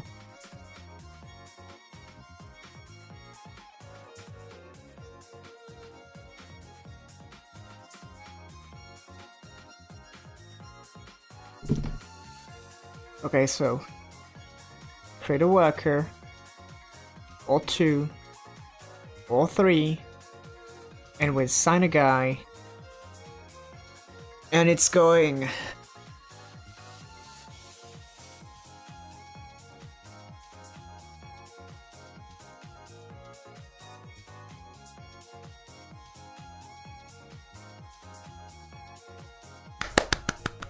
Yay!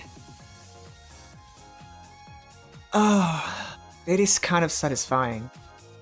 Even though there's a lot of holes everywhere and it's leaking, like, there's a lot of things not working, but that's fine. The point was to actually get it started.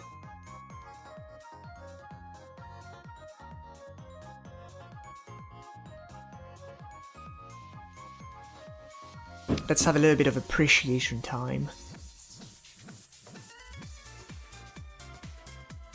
So technically what I could do now is change this right here to a... Actually, maybe I should list those things.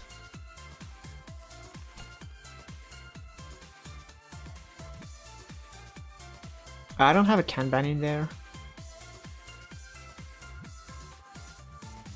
So I'm gonna create a new canvas, which is Kanban substitution. Okay, so here what I want to do is to prevent assigning workers to production site with a worker already. Dang, that's a lot of words. Something simple.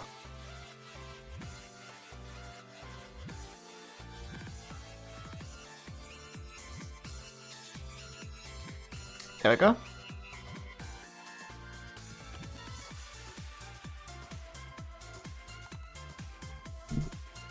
But first I want to just change this UI here so you can't click anymore.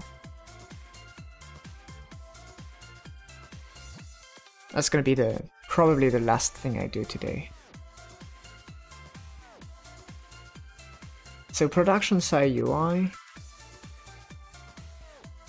This worker list scroll.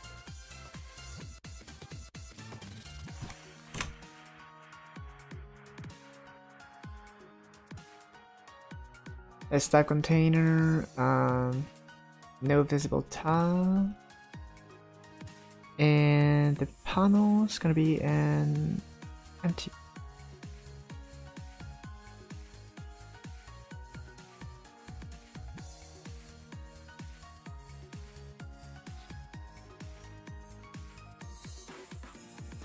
And otherwise, it's gonna be a worker UI. What if I bring this guy here? What I must do is set the worker.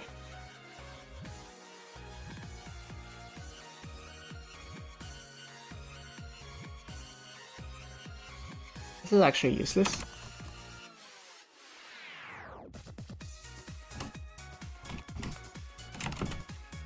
Actually, it's not. Set worker. Right, and what we do here is this worker, and we update nodes. Okay. This is something worker UI, access its unique name.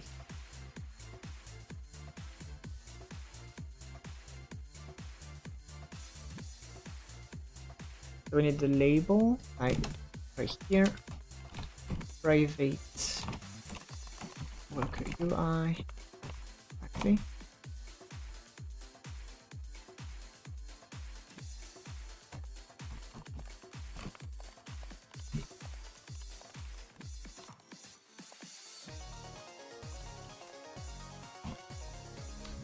Let's check worker UI, unique name, yeah. So we're good. And we also want this like to be the worker tab. Also need that. Let's contain.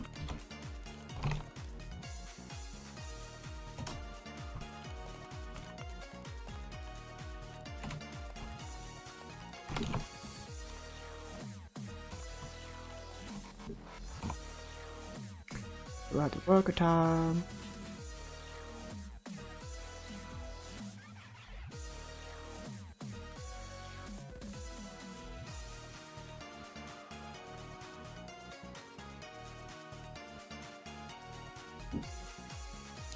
So basically there's probably an update something on workers created, on workers assigned. On workers assigned basically, as well as on ready.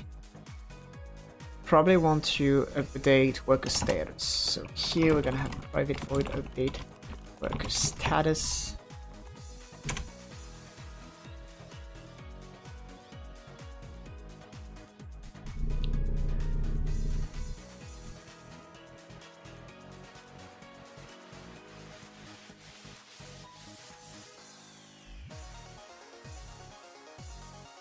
So, we've got the enum, I guess.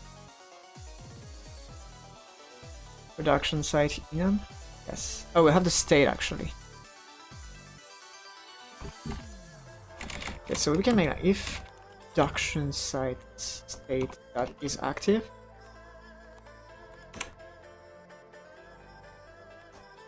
Can do different things. Okay, so if it is active, we have the worker tab equal to 1, otherwise it's going to be equal to 0.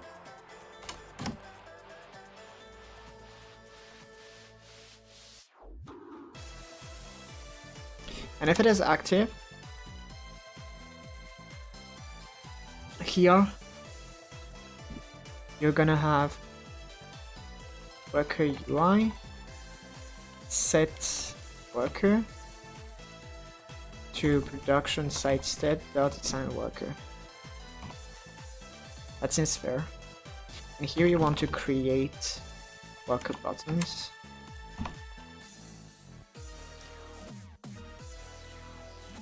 And here you want to update worker status.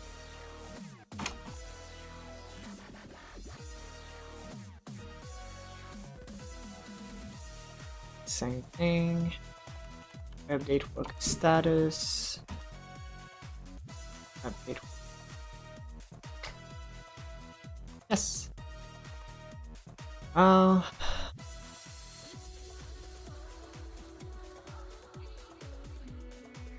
If that works, that's great. Oh no, no! Need to build a project.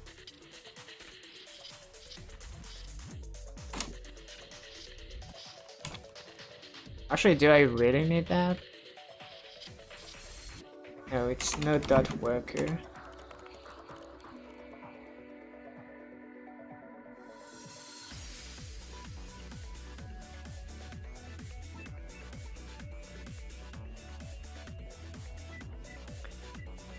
We're getting close to the end. Okay, so we create a worker, we go in there, do another one. We select this guy, and he's working. Oh yay!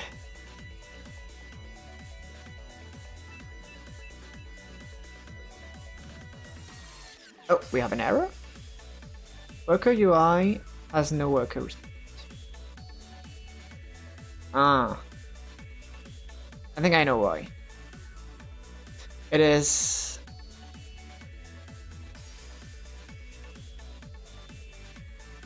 It makes sense. Is that an error? Not necessarily. In that case, in the worker panel it is. In the production site panel it's not.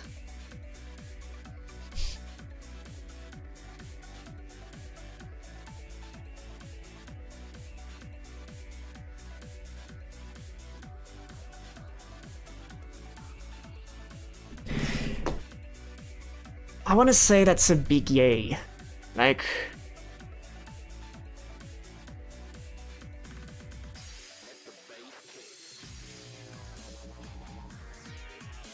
It looks great. I think that's it. That's it. We're done for today. So, well, I'll be slowly disappearing, removing the camera. I'm gonna say thank you guys for being around. That was an interesting stream. Like, I really like what we did today. It was so cool.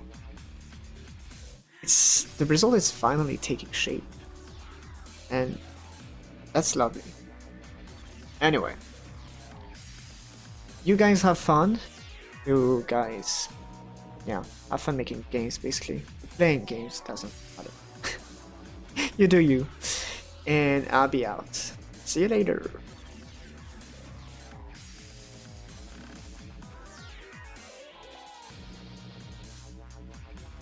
Damn, the music isn't really chill, getting to a still point.